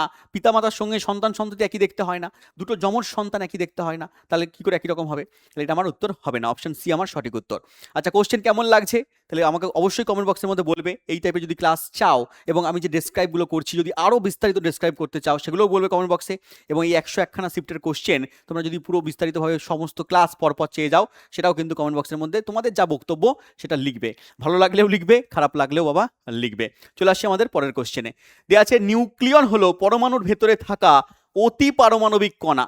নিউক্লিয়ন হলো পরমাণুর ভেতরে থাকা অতি পারমাণবিক কণা। এগুলো কি নিয়ে তৈরি হয়? নিউক্লিয়ন কি নিয়ে তৈরি হচ্ছে এটা জানতে চেয়েছে। ঘাবড়ানোর কিছু নেই। নিউক্লিয়ন প্রোটন আর নিউট্রন নিয়ে তৈরি হচ্ছে। পরমাণুর নিউক্লিয়াসে কি আছে? পরমাণুর নিউক্লিয়াসে নিউট্রন প্লাস প্রোটন আছে, সেটাই জানতে চেয়েছে। ক্লিয়ার? নেক্সট, মানুষের বৃক্ক বা কিডনির সঠিক অবস্থান কোথায়? মানুষের বৃক্ক বা কিডনি কোথায় অবস্থান করছে? আমাদের পেটে, ঠিক আছে, পেটের পিছন দিকে অবস্থান করছে, তাই তো? তাহলে আমাদের পেটে, অন্ত্রের উভয় পাশে, বুকের অঞ্চলে, ফুসফুসের উভয় পাশে, বলেছে বুকের অঞ্চলে ঠিক হৃৎপিণ্ডের নিচে, এখানে বলেছে পেটে মেরুদণ্ডের উভয় পাশে, একদম অপশন ডি হবে, পেটে মেরুদণ্ডের উভয় পাশে হবে। দেখো এখানে ছবি আছে, পেটে হচ্ছে মেরুদণ্ডের উভয় পাশে রয়েছে, অন্ত্রের উভয় পাশে না, ক্ষুদ্রান্ত বৃহদন্ত্রের একটু নিচের দিকে অবস্থান করছে, পেছন দিকে অবস্থান করছে। ক্লিয়ার? তো অপশন নাম্বার ডি সঠিক উত্তর। পরের প্রশ্ন বলেছে একই জমিতে একটা নির্দিষ্ট পদ্ধতিতে একসাথে দুই বা ততোধিক ফসল যখন চাষ করা হয় তাকে আমরা কি বলি? যখন একই মাঠের মধ্যে দুটো বা তার বেশি ফসলকে একসঙ্গে চাষ করে দেওয়া হচ্ছে, একটা চাষ করে দেওয়া হলো, ঠিক আছে, ধান চাষ করে দেওয়া হলো, তার মাঝখানে বাকি কিছু চাষ করে দেওয়া হলো, বা কোনো একটা সবজি চাষ করলো, তার মাঝখানে মাঝখানে অন্য একটা সবজি বা লম্বা কোনো গাছ, পেঁপে গাছ চাষ করে দিল, এটাকে আমরা কি বলি? এটাকে আমরা বলি আন্তঃচাষ। হ্যাঁ, ইন্টারক্রপিং নাম দিয়ে দিই। অপশন নাম্বার বি সঠিক উত্তর। নেক্সট কোশ্চেন, স্যার তড়িৎ বিশ্লেষণের পরিশোধনের সময় অ্যানোড হিসেবে কি ব্যবহার করা হয়? তড়িৎ বিশ্লেষণ ও পরিশোধনের সময় কি ব্যবহার করা হচ্ছে? গ্রাফাইট দণ্ড, পরিশোধিত করার জন্য বিশুদ্ধ ধাতুর একটি পাত, বলেছে পরিশোধিত করার জন্য অশুদ্ধ ধাতুর একটি পাত। আমি একটু আগেই করলাম যে অ্যানোড হিসেবে ব্যবহার করা হচ্ছে অশুদ্ধ ধাতুকে, সেই কোশ্চেন আবার ঘুরিয়ে ফিরিয়ে দিয়েছে। দেখে নাও, গ্রুপ ডিতে কোশ্চেন দিচ্ছে, ঘুরিয়ে ফিরিয়ে দিচ্ছে। তাহলে তড়িৎ বিশ্লেষণে অশুদ্ধ ধাতুকে অ্যানোড আর শুদ্ধ ধাতুকে ক্যাথোড হিসেবে আমরা ইউজ করছি। অশুদ্ধ ধাতু ক্ষয় পাচ্ছে, ক্ষয় পেয়ে পেয়ে ক্যাথোডে গিয়ে জমা হচ্ছে, এবং অ্যানোড কি বললাম? অ্যানোড ক্ষয় পেয়ে পেয়ে আস্তে আস্তে একেবারে অ্যানোড ক্ষয়িত হয়ে যাচ্ছে, অ্যানোড মাডে পরিণত হয়ে যাচ্ছে, অ্যানোড মাড তৈরি করছে। নেক্সট কোশ্চেন চলে এসো পরের কোশ্চেনে। কোন কণার উপস্থিতির কারণে মাইক্রোস্কোপের নিচে রাফ এন্ডোপ্লাজমীয় রেটিকুলাম, মানে অমসৃণ এন্ডোপ্লাজমীয় রেটিকুলাম কেন তৈরি হচ্ছে? তার কারণ তার সঙ্গে রাইবোজোম যুক্ত থাকে। রাইবোজোম যুক্ত থাকলে সেটা হচ্ছে তোমার অমসৃণ এন্ডোপ্লাজমিক রেটিকুলাম তৈরি হয়, আর যদি মসৃণ এন্ডোপ্লাজমিক রেটিকুলাম তৈরি হয় তখন তার সঙ্গে রাইবোজোম যুক্ত থাকে না। নেক্সট কোশ্চেন বলেছে একটি দ্রবণকে তখন স্থিতিশীল বলা হয় যখন, কখন একটা দ্রবণকে স্থিতিশীল বলা হবে? বলেছে দ্রাবক কণার সাথে একটি আলাদা স্তর তৈরি করবে না। দ্রাবক কণা কি করে স্তর তৈরি করবে? তখন আমরা স্থিতিশীল কেন বলতে পারবো? পরেরটা বলেছে নাড়াচাড়া না করলে দ্রাবক কণাগুলো নিচে থিতিয়ে পড়বে। যদি নাড়াচাড়া না করো তাহলে কি থিতিয়ে পড়বে? নুন চিনির জল একটা দ্রবণ, হ্যাঁ, লবণ চিনি জল একটা দ্রবণ করলে সেটা নাড়াচাড়া না করলে থিতিয়ে পড়বে? পড়বে না। আলাদা স্তর তৈরি করবে? করবে না। নাড়াচাড়া না করলে দ্রাবক কণাগুলো দ্রবণের উপর ভেসে থাকবে? না। নাড়াচাড়া না করলে দ্রাবক কণাগুলো নিচে থিতিয়ে পড়বে না। তাহলে অপশন নাম্বার ডি আমার সঠিক উত্তর। নাড়াচাড়া না করলেও কণাগুলো নিচে থিতিয়ে পড়বে না, তুমি রেখে দিলেও নিচে থিতিয়ে পড়বে না। তাহলে অপশন নাম্বার ডি সঠিক উত্তর। নেক্সট কোশ্চেন, কৃষি জমি থেকে নিচের কোন আগাছা অপসারণ করা কৃষকদের জন্য খুবই উপযোগী? দেখো কোন আগাছাটা অপসারণ করতেই হবে, কি দেওয়া আছে? পার্থেনিয়াম, সয়াবিন, গম, সূর্যমুখী। উত্তর কি হবে? পার্থেনিয়াম। পার্থেনিয়াম হচ্ছে তোমার একটা আগাছা যেটা হচ্ছে উদ্ভিদের ক্ষতি করে, তো পার্থেনিয়ামকে অপসারণ করতে হবে। চলো পরের কোশ্চেন কি রয়েছে দেখে নেওয়া যাক। পরের প্রশ্ন বলেছে বৈদ্যুতিক মোটর গতির দিক নির্ধারণের জন্য ফ্লেমিং এর বামহস্ত নিয়মকে আমরা ব্যবহার করি। তো কোন আঙুল দিয়ে বল বা গতির দিক নির্দেশ করে? দেখো ফ্লেমিং এর বামহস্ত ডানহস্ত নিয়ম দিয়ে বারংবার কিন্তু পরীক্ষায় প্রশ্ন দিয়েছে। তোমাকে কোশ্চেন থেকেই প্রশ্ন করবে বা প্রশ্ন দিয়েওছে যে বলো মোটরের গতি নির্ধারণের জন্য বা মোটরের ওপরে কোন নিয়ম কাজ করে? তোমাকে 3-4টা অপশন দিয়ে দেবে। ফ্লেমিং এর বামহস্ত নিয়ম, ফ্লেমিং এর ডানহস্ত নিয়ম, ম্যাক্সওয়েলের কর্কস্ক্রু নিয়ম, অ্যাম্পিয়ারের সন্তরণ নিয়ম, হ্যাঁ, ফ্যারাডের সূত্র, কোন সূত্র কাজ করছে? তো তোমাকে মনে রাখতে হবে যে মোটরের জন্য, বৈদ্যুতিক মোটরের জন্য ফ্লেমিং এর বামহস্ত নিয়ম কাজ করছে, এবং যদি বলে জেনারেটরের জন্য বা ডায়নামোর জন্য কোন নিয়ম কাজ করছে তখন বলবে ফ্লেমিং এর ডান হস্ত নিয়ম কাজ করছে। তাহলে মোটরের জন্য ফ্লেমিং এর বাম হস্ত নিয়ম এবং জেনারেটরের জন্য ফ্লেমিং এর ডান হস্ত নিয়ম মাথায় রাখবে। এবং এই ফ্লেমিং এর বাম হস্ত নিয়ম কি বলছে? বলছে আমাদের বাঁ হাতের 3টে আঙুল, এটা হচ্ছে বৃদ্ধাঙ্গুষ্ঠ বা বুড়ো আঙুল, এটা হচ্ছে তর্জনী, এটা হচ্ছে মধ্যমা, এই 3টেকে পরস্পরের সমকোণে যদি রেখে দাও, 3টেকে পরস্পরের সমকোণে 90 ডিগ্রি কোণে যদি রেখে দাও, তাহলে বৃদ্ধাঙ্গুষ্ঠ কি নির্দেশ করবে? বৃদ্ধাঙ্গুষ্ঠ নির্দেশ করবে তোমার পরিবাহীর গতির অভিমুখ বা বলের অভিমুখ নির্দেশ করবে, এবং এই তর্জনী নির্দেশ করবে চুম্বক ক্ষেত্রের অভিমুখ, এবং এখানে মধ্যমা নির্দেশ করবে তড়িৎ প্রবাহের অভিমুখ। তাহলে 3টে জিনিস তোমাকে মনে রাখতে হবে। বৃদ্ধাঙ্গুষ্ঠ কি নির্দেশ করছে? না পরিবাহীর গতি বা বলের অভিমুখ নির্দেশ করছে, এবং এই তর্জনী কি নির্দেশ করছে? চুম্বক ক্ষেত্র নির্দেশ করছে, আর তড়িৎ প্রবাহের অভিমুখ নির্দেশ করছে আমাদের মধ্যমা। তো এখানে চেয়েছে আমাদের কোন আঙুল বল বা গতির দিক নির্দেশ করছে, তাহলে বল বা গতির দিক নির্দেশ করছে আমাদের বৃদ্ধাঙ্গুষ্ঠ। অপশন নাম্বার সি আমাদের সঠিক উত্তর হয়ে গেল। পরের প্রশ্নে চলে আসবো। একটি মৃদু শব্দের তুলনায় একই কম্পাঙ্কের জোরালো শব্দ তরঙ্গের বৈশিষ্ট্যকে আমরা কি বলছি? বলছে একটা মৃদু শব্দ হচ্ছে, একটা জোরালো শব্দ হচ্ছে, দুটোর কম্পাঙ্ক সমান, একই কম্পাঙ্কের একটা মৃদু শব্দ এবং একটা জোরালো শব্দ, তাদের মধ্যে আমরা যে বৈশিষ্ট্য সাহায্যে পার্থক্য দেখতে পাই সেটাকে কি বলে? দেখো আমি একটা শব্দ করছি বা এই কোশ্চেনটাই পড়ছি, একটি মৃদু শব্দের তুলনায় একই কম্পাঙ্কের জোরালো শব্দ তরঙ্গের বৈশিষ্ট্য হলো। পড়লাম, এবার আমি কম্পাঙ্ককে সেম রেখে জোরালো শব্দ করছি। দেখো বলেছি একটি মৃদু শব্দের তুলনায় একই কম্পাঙ্কের জোরালো শব্দ তরঙ্গের বৈশিষ্ট্য হলো। দেখো এখানে আমি কি করলাম, জোরালো শব্দ করলাম, এখানে কি বাড়লো? এখানে বাড়লো হচ্ছে বিস্তার। তাহলে বিস্তার যখন আমি কম করছি, কম্পাঙ্ক একই রাখছি, তখন হচ্ছে মৃদু শব্দ। আমি বিস্তারকে কি করছি, বাড়িয়ে দিচ্ছি, কম্পাঙ্ককে একই রাখছি, তাহলে সেটা হচ্ছে আমাদের জোরালো শব্দ। তাহলে এখানে কি হচ্ছে, আমাদের বৃহত্তর বিস্তার হচ্ছে, অপশন নাম্বার ডি আমাদের এখানে সঠিক উত্তর হয়ে গেল। আর স্যার যদি আমরা বিস্তারকে একই রেখে দিই আর কম্পাঙ্ককে চেঞ্জ করে দিই তাহলে কি হবে? মনে করো বিস্তার একই আছে, কম্পাঙ্ক তোমার চেঞ্জ হয়ে যাচ্ছে, তখন শব্দের তীক্ষ্ণতা বেড়ে যাবে, কম্পাঙ্ক পরিবর্তন হলে। যেমন মহিলাদের গলার কম্পাঙ্ক বেশি হয় আর পুরুষদের গলার কম্পাঙ্ক কি হচ্ছে, কম হচ্ছে। তাই পুরুষদের গলার স্বর হচ্ছে তোমার কম তীক্ষ্ণ, মহিলাদের গলা বা শিশুদের গলার স্বর হচ্ছে বেশি তীক্ষ্ণ। সেখানে বিস্তার যদি সেমও থাকে, হ্যাঁ তুমি হচ্ছে তোমার বিস্তারকে সেম রেখে দিলে, কিন্তু ওখানে কম্পাঙ্কের পরিবর্তনের জন্য কি হচ্ছে, তীক্ষ্ণতা পরিবর্তন হচ্ছে, মনে রাখবে। নেক্সট চলে এসো। স্যার নিচের কোন উদ্ভিদের মূল থেকে নতুন উদ্ভিদ জন্ম নিতে পারে? মূল থেকে কোন উদ্ভিদ জন্ম নেয়, মানে মূল থেকে মূলজ বংশ বিস্তার করছে। যেমন আমরা জানি পাথরকুচি গাছের পাতা থেকে নতুন পাথরকুচি গাছ জন্মাচ্ছে, পত্রজ মূলের সাহায্যে বংশ বিস্তার করছে। তো এখানে বলেছে মূলজ মূলের সাহায্যে বংশ বিস্তার করে কে? ভুট্টা না, ভুট্টার তো বীজ আছে, ছোলার বীজ আছে, ঠিক আছে। এখানে আলু হবে না, আলু কাণ্ড থেকে, মৃদগত কাণ্ড থেকে বংশ বিস্তার করে। উত্তর হবে এখানে মিষ্টি আলু আমাদের এখানে সঠিক উত্তর হয়ে যাচ্ছে। মিষ্টি আলুর মূল থেকে হচ্ছে নতুন গাছ কিন্তু জন্মায়। চলে এসো পরের কোশ্চেনে। বলেছে একজন ব্যক্তি একটি বাসে দাঁড়িয়ে আছেন যেটা হঠাৎ থেমে গেল। একটা বাস চলছিল, একটা ব্যক্তি যাচ্ছিল, বাসের উপর দাঁড়িয়েছিল, হট করে বাস থেমে গেল বা ব্রেক কষলো, যাত্রী কি করবে, সামনের দিকে ঝুঁকে পড়বে। সামনের দিকে ঝুঁকে পড়লে এখানে কোন সূত্র কাজে লাগে জানতে চেয়েছে। দেখো ব্যক্তিটি সামনের দিকে ঝুঁকে পড়লো, তাহলে কোন সূত্র কাজে লাগছে? এখানে কাজে লাগছে আমাদের নিউটনের প্রথম সূত্র। স্যার নিউটনের প্রথম সূত্র থেকে আমরা কি পাই? জাড্যের ধারণা পাই বা জড়তার ধারণা পাই। এই জাড্যের ধর্মের জন্যই কি হচ্ছে না, এই জাড্যের ধর্মের জন্যই যাত্রী সামনের দিকে ঝুঁকে পড়ছে। যখন বাস গতিশীল ছিল তখন কি হচ্ছিল, যাত্রীও গতিশীল ছিল। হঠাৎ বাস থেমে গেল, ফলে কি হলো, তার চাকাটা আগে থেমে গেল, চাকার ওপরে থাকা পাদানিটা, কাঠের যে তক্তাগুলো রয়েছে সেটা আগে থেমে গেল, এবং যাত্রীর নিচের অংশটা, পাটা আগে থেমে গেল, কিন্তু বডি অংশটা তখনও গতিশীল থাকতে চাইলো। গতিশীল থাকার জন্য সামনের দিকে কি হচ্ছে, ও ঝুঁকে পড়লো। এটাকে আমরা গতিজাড্য বলি। গতিশীল বস্তুর গতিশীল থাকা ধর্মকে আমরা কি বলছি না, গতিজাড্য বলছি। আর স্থির বস্তুর স্থির থাকা ধর্ম বা প্রবণতাকে আমরা বলছি স্থিতিজাড্য। তো এখানে কি হচ্ছে, কোন জাড্যের জন্য ঘটছে? মনে রাখবে গতিজাড্যের জন্য ঘটছে এটা, যাত্রী সামনের দিকে ঝুঁকে পড়ছে। আর যদি স্থির বাস হঠাৎ চলতে শুরু করলো, যাত্রীরা কিন্তু সামনের দিকে ঝুঁকে পড়বে না, পিছন দিকে হেলে পড়বে। কেন? সেটা হচ্ছে স্থির জাড্যের জন্য বা স্থিতি জাড্যের জন্য ঘটবে। পরের কোশ্চেনে চলে এসো। বলেছে নিচের কোনটি স্থিরানুপাত সূত্রের সাথে সামঞ্জস্যপূর্ণ? কি বলেছে দেখা যাক। বলেছে জলে হাইড্রোজেন এবং অক্সিজেনের ভরের অনুপাত 1:8।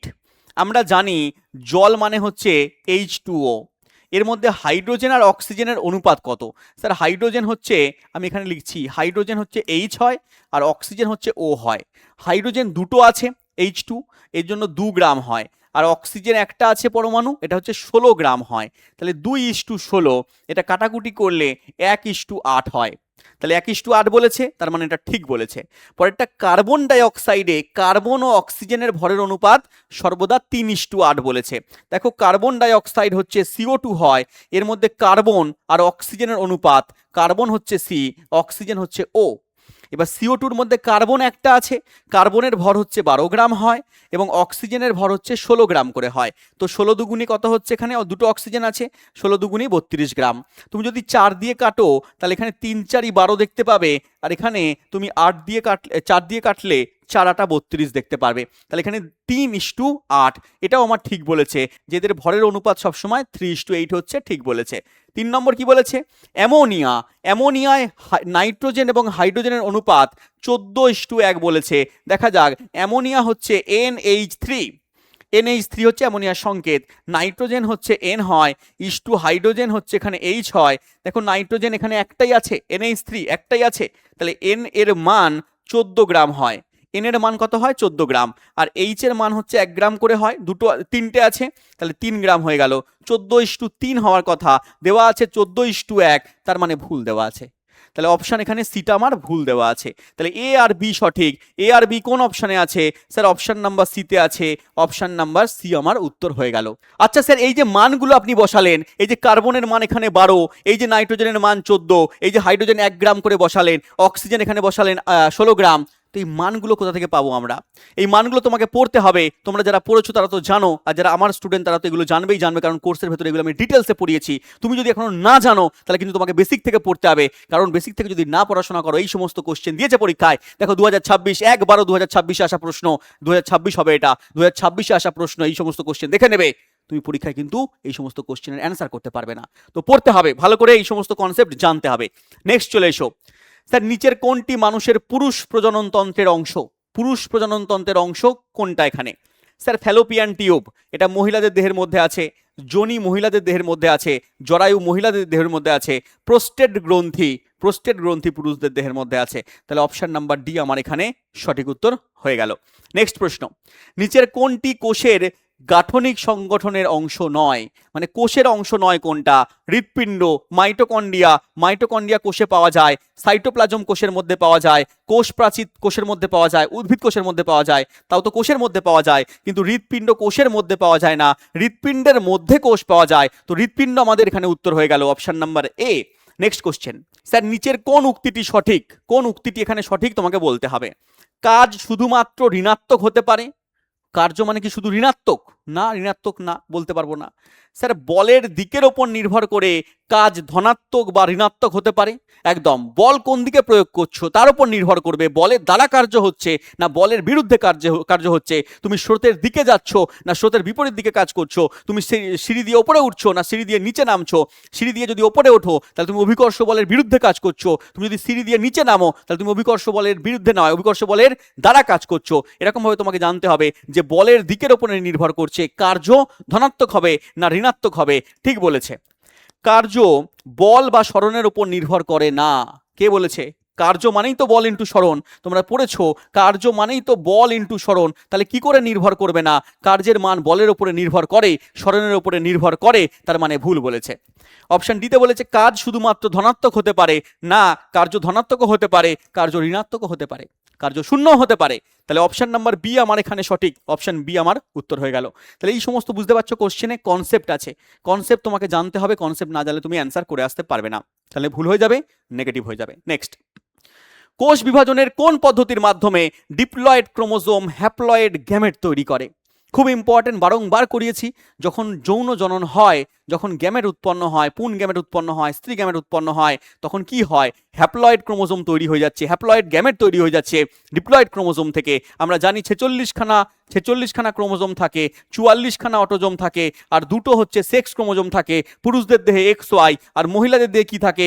44খানা অটোজোম থাকে, আর দুখানা হচ্ছে সেক্স ক্রোমোজোম XX থাকে। কিন্তু যখন এটা গ্যামেট তৈরি করে তখন এটা অর্ধেক হয়ে যায়, এটা অর্ধেক হয়ে যাচ্ছে 22খানা অটোজোম প্লাস একটা X অথবা একটা Y। আর মহিলাদের ক্ষেত্রে যখন গ্যামেট তৈরি হয়, যখন ডিম্বাণু তৈরি হয়, তখন 22খানা অটোজোম প্লাস একটা X তৈরি হচ্ছে, এবং এই গ্যামেট পুন গ্যামেট এবং স্ত্রী গ্যামেটের মিলনে জাইগোট তৈরি হচ্ছে। তখন আবার 22 44খানা হয়ে যাচ্ছে, এবং XX অথবা XY তোমার লিঙ্গ অনুযায়ী সন্ততি জন্মাচ্ছে। ক্লিয়ার? তাহলে এখানে কি উত্তর হবে? এখানে উত্তর হবে মিওসিস প্রক্রিয়া। এই যে ঘটছে এটা, এই প্রক্রিয়া ঘটছে হচ্ছে মিওসিস প্রক্রিয়ায়। মিওসিস প্রক্রিয়ায় কি হচ্ছে না, ডিপ্লয়েডটা হ্যাপ্লয়েড হয়ে যাচ্ছে। ক্লিয়ার? অর্ধেক হয়ে যাচ্ছে ক্রোমোজোম সংখ্যা। এই জন্য একে আমরা হ্রাস বিভাজন বলি। কি বলি বাবা? হ্রাস বিভাজন বলি, পড়ে রাখবে। নেক্সট চলে এসো পরের কোশ্চেন। স্যার লেন্সের ক্ষমতা কিভাবে সংজ্ঞায়িত করা হচ্ছে? আমরা জানি লেন্সের ক্ষমতাকে আমরা পি দিয়ে ডিনোট করি, আর P = 1/f ফর্মুলা হয়।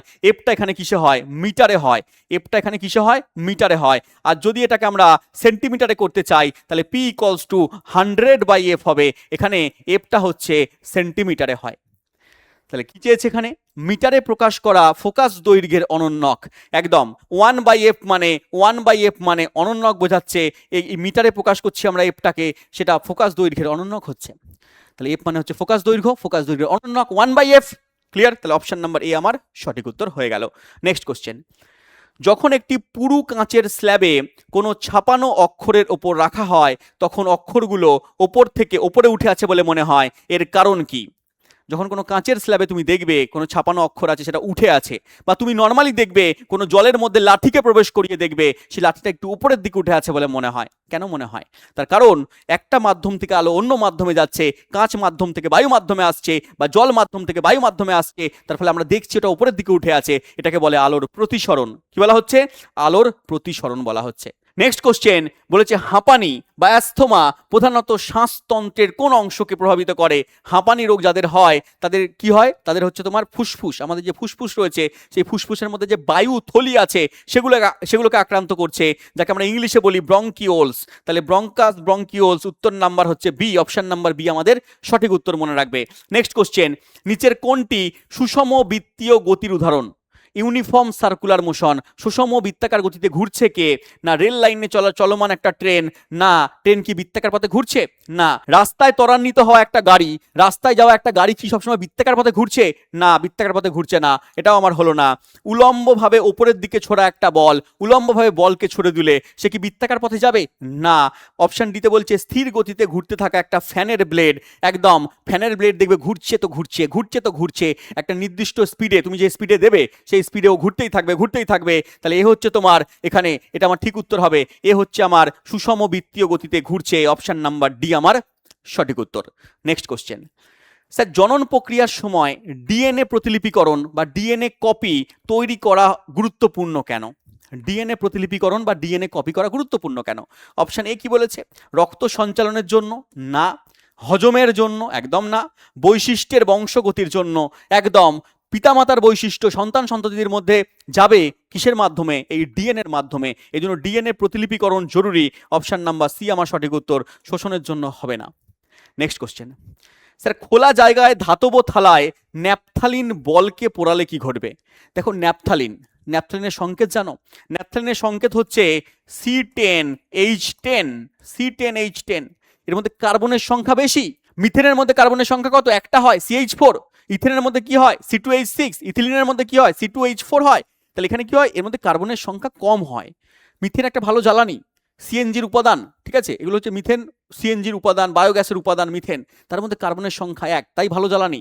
কিন্তু এবারটা হচ্ছে ভালো জ্বালানি তো ঠিক আছে, কিন্তু এর মধ্যে কার্বনের সংখ্যা যেহেতু বেশি হয়, তাহলে এ কি করবে? এ হচ্ছে হলুদ শিখায় জ্বলবে আর থালার মধ্যে অনেক কালো ভূষকালি জমা করবে। জ্বলবে তো ঠিক আছে, কিন্তু যার মধ্যে কার্বনের সংখ্যা বেশি হয়, আগের কোশ্চেনে বলেছি একটাতে, যার মধ্যে কার্বনের সংখ্যা বেশি হয় সে বেশি হচ্ছে তোমার কালি উৎপন্ন করবে, বেশি কালি। নীল শিখায় জ্বলবে না, সে ধোঁয়া বেশি উৎপন্ন করবে, তাহলে এ ধোঁয়া বেশি উৎপন্ন করবে, লাল ভূষকালি উৎপন্ন করবে, আর হলুদ শিখায় জ্বলবে, অপশন সি মনে রাখবে। নেক্সট কোশ্চেন, স্যার জল এবং পুষ্টি উপাদান পর্যাপ্ত থাকলে শৈবাল কোন প্রক্রিয়ায় দ্রুত বৃদ্ধি পায়? দেখবে জলের মধ্যে শৈবাল খুব দ্রুত বৃদ্ধি পায়। দেখবে 1 মাসের মধ্যে পুরো পুকুরে একটুখানি রেখে দেবে, পুরো সারা পুকুর ভরে যাবে, শৈবালের শ্যাওলাতে ভরে যাবে। তাহলে এটা কেন বৃদ্ধি পাচ্ছে? তার কারণ কি? রেণু উৎপাদন, পরাগযোগ, খণ্ডী ভবন নাকি কর্কোদ্গম? কোনটা উত্তর হবে? উত্তর হবে এখানে খণ্ডী ভবন, অপশন নাম্বার সি আমাদের এখানে সঠিক উত্তর, মনে রাখবে। নেক্সট কোশ্চেন, একটি কয়েলের রোধ 44 ওহম। আচ্ছা, কয়েলের রোধ দেওয়া আছে 44 ওহম। রোধকে আমরা আর দিয়ে ডিনোট করি, রেজিস্ট্যান্স হচ্ছে 44 ওহম আমার দেওয়া আছে। ওহম এরকম সিম্বল দিয়েও ডিনোট করা যায়। যদি এটি 220 ভোল্ট সরবরাহ লাইনে যুক্ত করো, 220 ভোল্ট বলেছে, তাহলে ভি এর মান আমার দেওয়া আছে 220 ভোল্ট। ভি হচ্ছে তোমার, আমরা বলি ভিকে বিভব প্রভেদ বা বিভব পার্থক্য, ঠিক আছে, যুক্ত আছে। তাহলে কয়েলটি কত ক্ষমতা ব্যবহার করবে? ক্ষমতাকে আমরা পি দিয়ে ডিনোট করি। পি এর মান তোমার কাছে জানতে চেয়েছে। আমি পি এর ফর্মুলা জানি, ভি আর আর দিয়ে v²/r হয়, পি ইকুয়াল টু v²/r হয়। এবং এখানে যদি মানগুলো বসিয়ে দিই, আমি ভি এর মান 220 দেওয়া আছে, আর ভি স্কোয়ার মানে আমি দুবার লিখবো, তাহলে 220 ইন্টু 220, আর নিচে আর এর মান বসাবো 44। আর এর মান যদি আমি 44 এখানে বসিয়ে দিই, তাহলে তুমি কাটো বাবা, 22 দিয়ে কাটো, 22 দুগুণে 44, এখানে যদি 22 দিয়ে কাটি আমি, তাহলে 22 দশে কত হচ্ছে? 220। 2 দিয়ে তুমি এটা কাটো, 11 দুগুণে 22, 0, তাহলে 110, আর এখানে 10 গুণ করলে তুমি পেয়ে যাবে 11, তারপরে দুটো 0 ওয়াট। তাহলে ক্ষমতার একক হচ্ছে ওয়াটে আসে। তাহলে 1100 ওয়াট। উত্তর আছে অপশন নাম্বার বিতে, একদম সঠিক উত্তর হয়ে গেল অপশন বি। এবারে মনে করো তোমাকে এখানে ভি দিল না, তোমাকে আই বলে দিল, তড়িৎ প্রবাহ মাত্রা বা কারেন্ট বলে দিল, তখন তুমি ক্ষমতা বার করবে কি করে? তার জন্য ফর্মুলা তুমি মনে রাখবে, P equal to I square আর।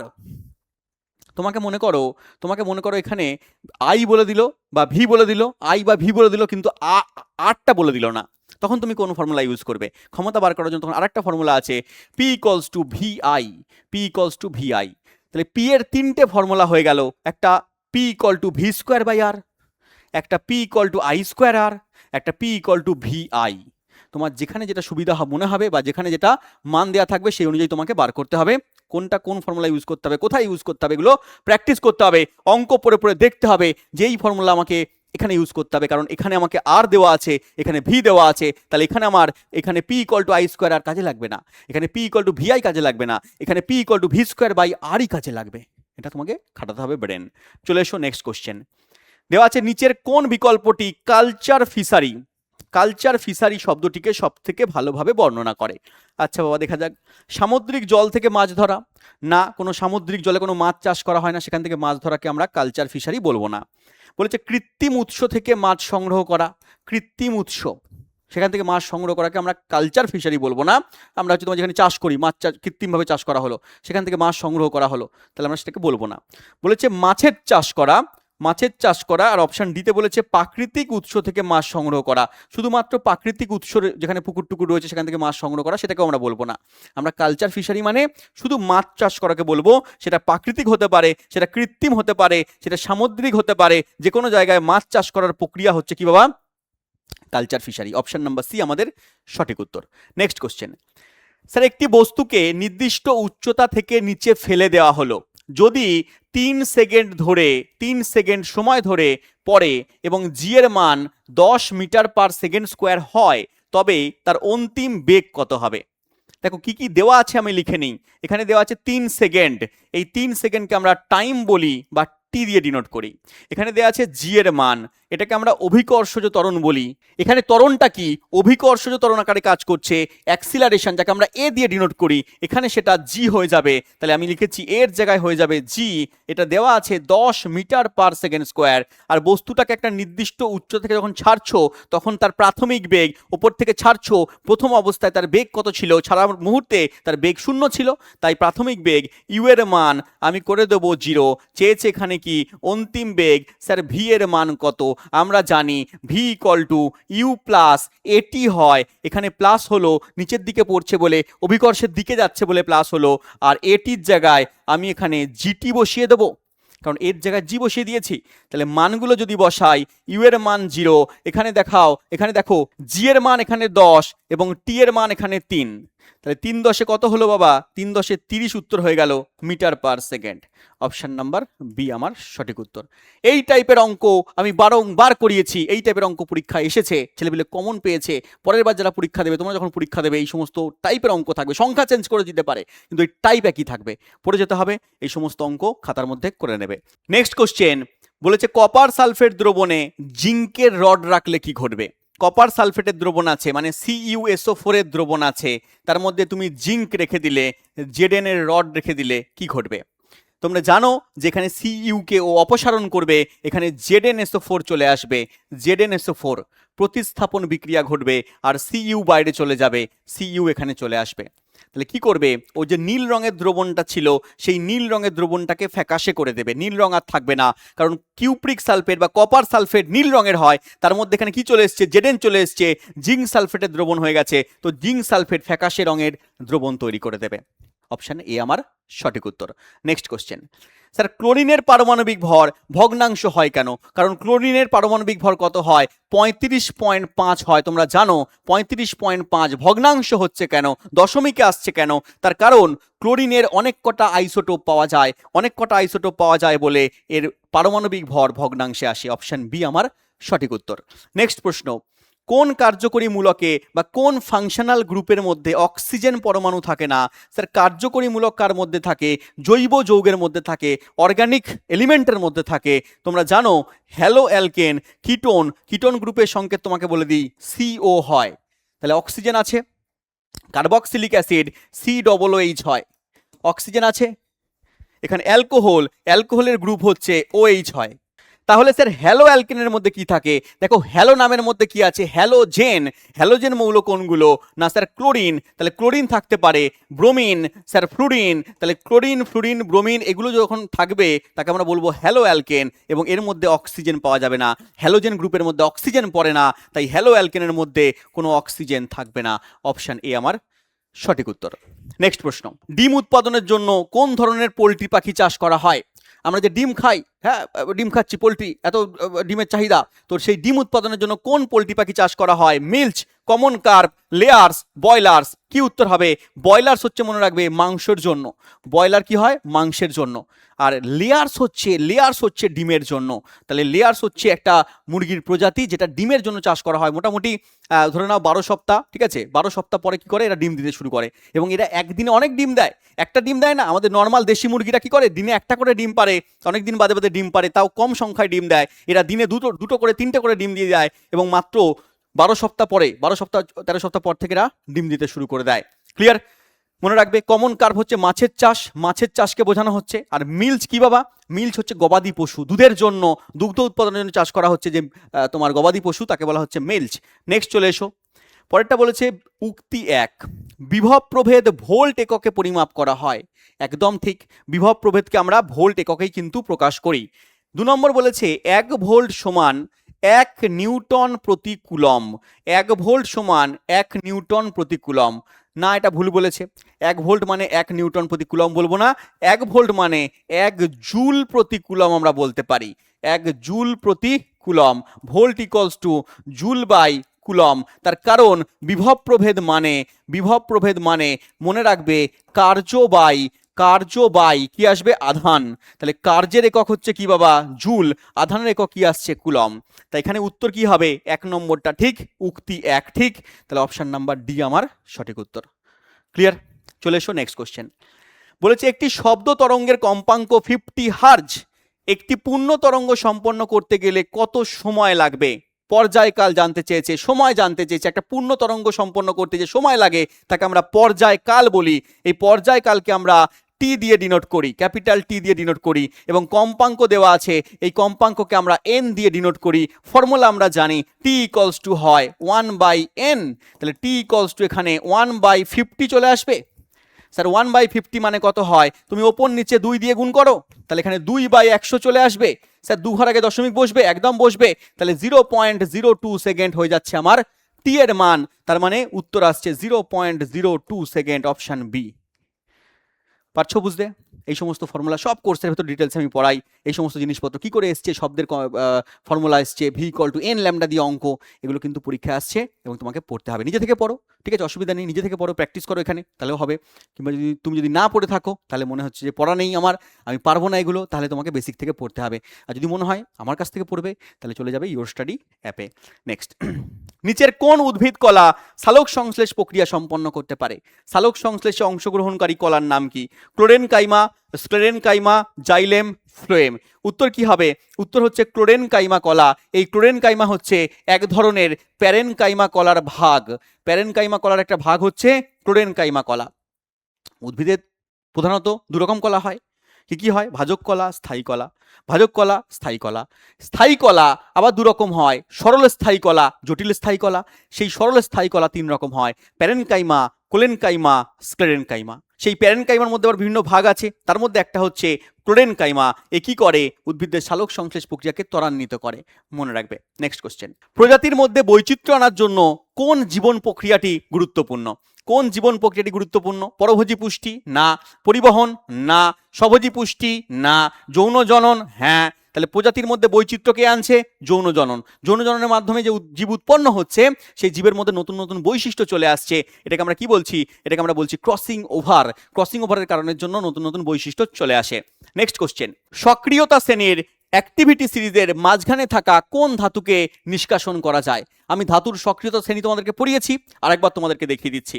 দেখো, ধাতুর সক্রিয়তা শ্রেণী হচ্ছে তোমার এরকম একটা সিরিজ থাকে, ওপরের দিকে কি আছে? পটাশিয়াম আছে, সোডিয়াম আছে, ক্যালসিয়াম আছে। এরা বেশি সক্রিয় ধাতু। এটা স্বাধীনভাবে থাকতে পারে না। আর মাঝখানেরগুলো হচ্ছে তোমার মডারেট, মিডিয়াম সক্রিয় ধাতু, কারোর সঙ্গে বিক্রিয়া করলো ইচ্ছা হলে, কারোর সঙ্গে বিক্রিয়া করলো না। আর নিচের দিকের গুলো হচ্ছে তোমার কম সক্রিয়, লেস্ট রিয়াক্টিভ, এরা কারোর সঙ্গে সহজে বিক্রিয়া করে না, যেমন গোল্ড, সিলভার, মার্কারি, এরা সহজে কারোর সঙ্গে বিক্রিয়া করবে না। তো এখানে মাঝখানে বলেছে, তো মাঝখানের মধ্যে কি আছে? সোনা, পটাশিয়াম, লোহা, সোডিয়াম। দেখো এখানে সোনা কি আছে? সোনা হচ্ছে হবে না, কারণ এর নিচের দিকে আছে, দেখো নিচের দিকে আছে, সোনা হবে না। পরেরটা কি দেওয়া আছে? পটাশিয়াম, সোডিয়াম, এটা তো উপরের দিকে রয়েছে, তাহলে পটাশিয়াম উপরের দিকে, সোডিয়াম উপরের দিকে, মাঝখানের দিকে নেই, তাহলে এটা আমার হবে না, এটা হবে না। তো লোহা আমার মাঝখানের দিকে রয়েছে, লোহা অপশন নাম্বার সি আমার সঠিক উত্তর। তাহলে এখানে দেখো লোহা আছে, কোথায় লোহা আছে? এফি, ফেরাম, ঠিক আছে, এটা হচ্ছে লোহা। ক্লিয়ার? চলে এসো নেক্সট কোশ্চেন। কোন জীবের কোষ প্রাচীর বা সেল ওয়াল কোথায় থাকে? দেখো কোষ প্রাচীর মনে রাখবে, এটা সাধারণত উদ্ভিদ কোষের মধ্যে পাওয়া যায়, প্রাণী কোষের মধ্যে কোষ প্রাচীর থাকে না। তো প্রাণী কোষ যেখানে আছে সেটা আমার হবে না, প্রাণী কোষ যেখানে আছে সেটা আমার হবে না। তাহলে উদ্ভিদ কোষের মধ্যে পাওয়া যাচ্ছে, অপশন বি বা সি একটা উত্তর হবে। এবারে এটা বলেছে প্লাজমা পর্দার ঠিক ভেতরে থাকে না প্লাজমা পর্দার ঠিক বাইরে থাকে। মনে রাখতে হবে এই কোষ প্রাচীর প্লাজমা পর্দা বা কোষ পর্দার বাইরে থাকে। উদ্ভিদ কোষে পাওয়া যায়, কোষ পর্দার বাইরের দিকে থাকে। তাহলে কোষ পর্দার বাইরের দিকে বা প্লাজমা পর্দার বাইরের দিকে, অপশন নাম্বার সি আমার সঠিক উত্তর। এবং কোষ প্রাচীরের মুখ্য উপাদান মনে রাখবে, পরীক্ষায় দেয় সেলুলোজ, সেলুলোজ, হেমিসেলুলোজ, পরীক্ষায় অনেকবার দিয়েছে। সেলুলোজ, হেমিসেলুলোজ হচ্ছে তোমার এর মুখ্য উপাদান।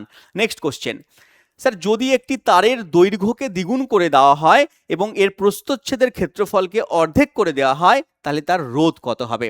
তাহলে দৈর্ঘ্যকে তুমি দ্বিগুণ করে দিচ্ছ, তুমি প্রস্থচ্ছেদের ক্ষেত্রফলকে অর্ধেক করে দিচ্ছ। রোধের একটা ফর্মুলা আছে, তোমরা যারা পড়েছো তারা জানো, R equals to rho L by A. R equals to rho L by A. R মানে হচ্ছে পরিবাহীর রোধ, রো মানে হচ্ছে রোধাঙ্ক, এটা চেঞ্জ হয় না কোনো নির্দিষ্ট পদার্থের ক্ষেত্রে, নির্দিষ্ট ধাতুর ক্ষেত্রে রো এর মান একই থাকে। লোহার ক্ষেত্রে রোধাঙ্কের মান যা হবে, ছোট লোহার ক্ষেত্রে বড় লোহার ক্ষেত্রেও তাই হবে। তামার ক্ষেত্রে আলাদা হবে, লোহার ক্ষেত্রে তামার ক্ষেত্রে আলাদা হবে, কিন্তু তামার তুমি ছোট তামা নাও, বড় তামা নাও, ভারী নাও, হালকা নাও, তামার রোধাঙ্ক সবসময় একই হবে। তো রোধাঙ্ক হচ্ছে বস্তুর প্রকৃতি বা বস্তু কি দিয়ে তৈরি তার উপরে নির্ভর করবে। এল হচ্ছে বস্তুর কি বাবা? না দৈর্ঘ্য, হ্যাঁ পরিবাহীটা দৈর্ঘ্য, আর এ মানে হচ্ছে প্রস্থচ্ছেদের ক্ষেত্রফল। এবারে এখানে বলেছে যে দৈর্ঘ্যকে তুমি কি করছো? দ্বিগুণ করে দিচ্ছ। আমি ধরলাম প্রথমে দৈর্ঘ্য ছিল এল, তারপর তুমি দ্বিগুণ করে দিলে টুয়েল করে দিলে। আর এখানে ক্ষেত্রফলকে অর্ধেক করে দিচ্ছ, ক্ষেত্রফল আছে এ, তুমি অর্ধেক করে দিচ্ছ, বাই 2 করে দিলে। এই বাই 2টা চলে যায় ওপরে, যদি ওপরে চলে যায় তাহলে পরে এখানে 2 দুগুণে 4 চলে আসবে, তাহলে 4 চলে এলো, রো এল বাই এ। তাহলে আগে যদি তোমার রো এল বাই এ রোধ হতো, এখন তার 4 গুণ হয়ে গেল। ক্লিয়ার? তাহলে 4 গুণ হয়ে যাবে। তাহলে উত্তর কোথায় আছে? আদি রোধের 4 গুণ বা প্রাথমিক রোধের 4 গুণ। নেক্সট কোশ্চেন, একটি দ্রুত গতিশীল বল ধরার সময় ক্রিকেট খেলোয়াড় কেন তার হাত দুটোকে নিচের দিকে নামিয়ে নিয়ে যায়? তার কারণ কি? তার কারণ বলের ত্বরণ বৃদ্ধি করতে? একদম না। হাতের ওপর বলের প্রভাব কমানোর জন্য সময় বৃদ্ধি করতে? হাতের ওপর ও যে বলের প্রভাব সেটা কমানোর জন্য সময়কে বৃদ্ধি করতে? একদম ঠিক। বল গতিতে, দ্রুত গতিতে ব্যাটসম্যান মেরেছে, এবার বলের তো গতি আছে, তাহলে সেই বলের প্রভাবটা কমানোর জন্য একটা বল দিয়ে আঘাত করেছে, বলকে বল দিয়ে আঘাত করা হয়েছে ব্যাটের সাহায্যে, ওই সেই বলের প্রভাবটা কমানোর জন্য, সময়কে বৃদ্ধি করার জন্য কি করা হচ্ছে না হাতকে নিচের দিকে নিয়ে যাওয়া হচ্ছে। কারণ যত সময় বাড়ে, ব্যাটসম্যান যত মেরেছে, সেই সময় বাড়ার সঙ্গে সঙ্গে সেই বলের কি হয়, প্রভাবটা কমতে থাকে। পরেরটা কি বলেছে তাও পড়ে নাও। বলের ওপর প্রযুক্ত বলকে বৃদ্ধি করতে না। বলের ভরবেগ কমাতে? এটাও না। অপশন নাম্বার বি আমার সঠিক। নেক্সট কোশ্চেন বলেছে নিচের কোন বিষয় গুলি বৃদ্ধি পেলে পরিবাহীর রোধ বৃদ্ধি পায়? পরিবাহীর রোধ বৃদ্ধি পাবে তাপমাত্রা বৃদ্ধি পেলে, একদম। তাপমাত্রা বাড়লে পরিবাহীর রোধ বৃদ্ধি পায়। অর্ধ পরিবাহীর রোধ কমে যায়, কিন্তু পরিবাহীর রোধ বৃদ্ধি পায়। পরিবাহীর দৈর্ঘ্য, একটু আগেই বললাম R equals to rho L by A. তাহলে দৈর্ঘ্য যদি বেড়ে যায় তাহলে কি হবে? রোধও বেড়ে যাবে। কিন্তু প্রস্থচ্ছেদের ক্ষেত্রফল যদি বেড়ে যায়, রোধ তখন কিন্তু কমে যাবে। ক্ষেত্রফলের সঙ্গে ব্যস্ত সম্পর্ক। তো এখানে কি আছে? দৈর্ঘ্য বেড়ে গেল, রোধ বাড়বে। কিন্তু প্রস্থচ্ছেদের ক্ষেত্রফল যদি বৃদ্ধি পায়, বলেছে কোন বিষয়গুলো বৃদ্ধি পেলে, প্রস্থচ্ছেদের ক্ষেত্রফল কি বৃদ্ধি পেলে রোধ বাড়বে? না, বাড়বে না। কারণ প্রস্থচ্ছেদের ক্ষেত্রফল বাড়লে রোধ কমে যাবে, কারণ আর এ হচ্ছে নিচে আছে, আর এর সঙ্গে এ হচ্ছে ব্যস্তানুপাতিক সম্পর্ক। ক্লিয়ার? তাহলে অপশান এ এবং বি ঠিক। 1 এবং 2 কোন অপশানে আছে? অপশান এতে আছে। ক্লিয়ার? নেক্সট কোশ্চেন বলেছে এখানে AR 40, এখানে 18, এখানে CA ক্যালসিয়াম দেওয়া আছে 40-20, এখানে AR মানে আর্গন দেওয়া আছে 40-18, ক্যালসিয়াম দেওয়া আছে 40-20। এর জোড়াকে আমরা কি বলি? দেখো এদের ওপরের মানটা সমান, এই ওপরের মানটাকে আমরা কি বলি? ভর সংখ্যা। যদি ভর সংখ্যা সমান হয়, এখানে পারমাণবিক সংখ্যা নিচেরটাকে বলা হয় পারমাণবিক সংখ্যা বা পরমাণু ক্রমাঙ্ক বলা হয়। সেটা যদি আলাদা হয় তাদেরকে আমরা বলি পরস্পরের আইসোবার। কি বলি আমরা? আইসোবার আমরা নাম দিয়ে দিই। আর যদি নিচেরটা সমান হয়, তার মানে পারমাণবিক সংখ্যা বা পরমাণু ক্রমাঙ্ক সমান হয়, ওপরের মানটা ভর সংখ্যা আলাদা হয়, তাদেরকে আমরা বলি আইসোটোপ। যেমন অক্সিজেনের আইসোটোপ, আইসোটোপ কার কার ক্ষেত্রে হচ্ছে? একই পরমাণুর ক্ষেত্রে হয়। অক্সিজেন মনে করো 16-8, অক্সিজেন মনে করো 17-8, অক্সিজেন মনে করো 18-8। দেখো ওপরের মানগুলো আলাদা, নিচের মানগুলো সমান, তার মানে এখানে কি হচ্ছে? পারমাণবিক সংখ্যা সমান, তাহলে এইগুলো হচ্ছে আইসোটোপ। আর যদি পারমাণবিক সংখ্যা আলাদা হয়, উপরে ভর সংখ্যা একই হয়, তাহলে হচ্ছে আইসোবার। নেক্সট কোশ্চেন বলেছে মটর গাছ অন্য গাছ বেয়ে ওপরের দিকে ওঠে, গাছটির এই গঠনটা কি ব্যবহার করা হয়? তাহলে এই গঠনটা কেন হচ্ছে? তার কারণ তার শাখার আছে, কাণ্ড আছে, রানার আছে, না আকর্ষ আছে। দেখো মটর গাছ তোমরা দেখেছো, অনেকে যারা দেখেছো দেখবে মটর গাছ কি হয় না, একটুখানি নেতানো গাছ হয়, একটু গড়িয়ে চলা গাছ হয়। ও কিছুকে ধরে ওপরের দিকে উঠতে চায় আর একটা কিছু সাহায্যে পেঁচিয়ে যায়, হ্যাঁ, সুতোর মতো পেঁচিয়ে যায়। এই সুতোর মতো পেঁচানো অংশটাকে বলি আমরা আকর্ষ। কি বলি বাবা? আকর্ষ।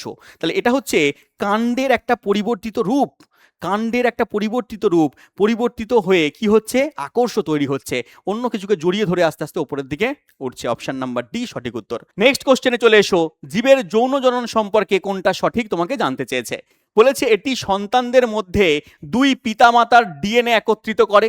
একদম ঠিক বলেছে, পিতামাতার ডিএনএ কে একত্রিত করছে সন্তানের মধ্যে, ঠিক আছে। এটা পরেরটা পড়ে নিই। এটি সন্তানদের মধ্যে কেবলমাত্র একজন পিতামাতার ডিএনএ কে পাঠায় না, পিতা বা মাতার একজনের পাঠায় না, দুজনের ডিএনএ কেই পাঠায়। অপশন সিতে বলেছে এটি বিপুল সংখ্যক সন্তান উৎপন্ন করে, সেটা আমরা বলতে পারবো না যে বিপুল সংখ্যক সন্তান উৎপন্ন হবে। এটি পিতামাতার সাথে হুবহু মিল থাকা সন্তান উৎপন্ন করে না, হুবহু মিল থাকে না। যখন যৌন জনন হয় তখন ক্রসিং ওভার ঘটে, ক্রসিং ওভার হওয়ার জন্য একই পিতামাতা থেকে ভিন্ন ভিন্ন ধরনের সন্তান উৎপন্ন হতে পারে। মনে করো একই পিতামাতা থেকে দুই ভাই জন্ম নিল, দেখবে দুই ভাইয়ের মধ্যে পার্থক্য আছে, তাদেরকে দেখতে আলাদা হচ্ছে, হ্যাঁ, স্বভাব চরিত্র আলাদা হচ্ছে। বা ভাই বোন উৎপন্ন হলো বা দুই বোন উৎপন্ন হলো, তাদের মধ্যে কিন্তু কিছু পার্থক্য পাবে। এগুলো হচ্ছে ক্রসিং ওভারের জন্য হয়, তোমাদেরকে এগুলো পড়িয়েছি, তোমরা জানো। তা উত্তর আমার এখানে অপশন নাম্বার এ, একটি সন্তানের মধ্যে পিতামাতা দুজনেরই ডিএনএ কিন্তু থাকবে। নেক্সট কোশ্চেন বলেছে রাসায়নিক শক্তিকে তাপ শক্তিতে রূপান্তরের উদাহরণ বলো। রাসায়নিক শক্তিকে তাপ শক্তিতে রূপান্তরের উদাহরণ বলেছে সোলার কুকার। সোলার কুকারে কি করা হয় না, সূর্যের আলোকে ব্যবহার করা হয়, সৌরশক্তির সাহায্যে কি তাপ শক্তি উৎপন্ন করা হচ্ছে। তো সৌরশক্তি থেকে তাপ শক্তি হচ্ছে সোলার কুকার, তাহলে হবে না। বলেছে কাঠ পোড়ানো, কাঠ পোড়ানো একদম সঠিক উত্তর। কাঠের মধ্যে রাসায়নিক পদার্থ রয়েছে, সেটাকে পুড়িয়ে আমরা কি করছি? তাপ উৎপন্ন করছি। তাহলে কাঠ পোড়ানো হচ্ছে আমাদের এখানে রাসায়নিক শক্তি থেকে তাপ শক্তি উৎপন্ন করার পদ্ধতি। পরেরটা জেনে নিই, ব্যাটারি। দেখো ব্যাটারির মধ্যে কি হয়, ব্যাটারির মধ্যে রাসায়নিক শক্তি জমা আছে, সেই রাসায়নিক শক্তিকে আমরা তাপ শক্তিতে না তড়িৎ শক্তিতে রূপান্তর করি। তাহলে ব্যাটারির সাহায্যে আমরা তাপ শক্তিকে, রাসায়নিক শক্তিকে আমরা তড়িৎ শক্তিতে রূপান্তর করে বাল্ব জ্বালাই। পরেরটা বলেছে বিদ্যুৎ চালিত মোটর। বিদ্যুৎ চালিত যে মোটরগুলো রয়েছে, আমরা বাড়ি ঘরে অনেক মোটর চালাই বা ফ্যান চালাই, সেখানে কি হয়? সেখানে বিদ্যুৎ শক্তিকে আমরা ইউজ করছি, তড়িৎ শক্তিকে ইউজ করছি এবং সেটা যান্ত্রিক শক্তিতে রূপান্তর করছি, ও ঘুরছে যন্ত্র। তাহলে বিদ্যুৎ শক্তি থেকে বা তড়িৎ শক্তি থেকে যান্ত্রিক শক্তি হচ্ছে তোমার বৈদ্যুতিক মোটর, মনে রাখবে। নেক্সট কোশ্চেন, নিচের কোন জোড়াটি পদার্থের পরিমাপযোগ্য ধর্ম এবং তার এসআই এককের সাথে সঠিকভাবে মিল আছে? মানে কোন রাশিগুলোর এসআই একক এটা হবে। বলেছে চাপের একক হচ্ছে নিউটন। চাপের একক কি নিউটন হয় না? চাপের একক নিউটন হয় না, নিউটন পার মিটার স্কোয়ার বললে তাও হতো। এখানে বলেছে আয়তনের একক ঘন সেন্টিমিটার। স্যার ঘন সেন্টিমিটার হয় না, ঘন মিটার বললে ঠিক ছিল, কারণ ঘন সেন্টিমিটার হচ্ছে সিজিএস পদ্ধতিতে একক। স্যার ঘনত্বের একক কিলোগ্রাম প্রতি ঘনমিটার, একদম ঠিক বলেছে, কিলোগ্রাম প্রতি ঘনমিটার হচ্ছে ঘনত্বের এসআই একক। আমরা শর্টকাটে এরকম বলতে পারি কেজি পার মিটার কিউব। বলেছে তাপমাত্রার একক ক্যালোরি। না দাদা, তাপমাত্রার একক ক্যালোরি না, তাপের একক ক্যালোরি, তাও যদি সিজিএস এ বলে তাহলে হচ্ছে ক্যালোরি হবে। চলে এসো পরের কোশ্চেন। স্যার কার্বনের কোন বৈশিষ্ট্যের কারণে এটি বিপুল সংখ্যক জৈব যৌগ তৈরি করতে পারে? দেখো জৈব যৌগকে আমরা কার্বন ঘটিত যৌগও বলি, বা জৈব রসায়নকে আমরা কার্বনের রসায়নও বলি। তুমি যত জৈব যৌগ দেখবে, যত তুমি অর্গানিক এলিমেন্ট দেখবে, প্রত্যেকটার মধ্যে কার্বন থাকবেই থাকবে। তার কারণ কি?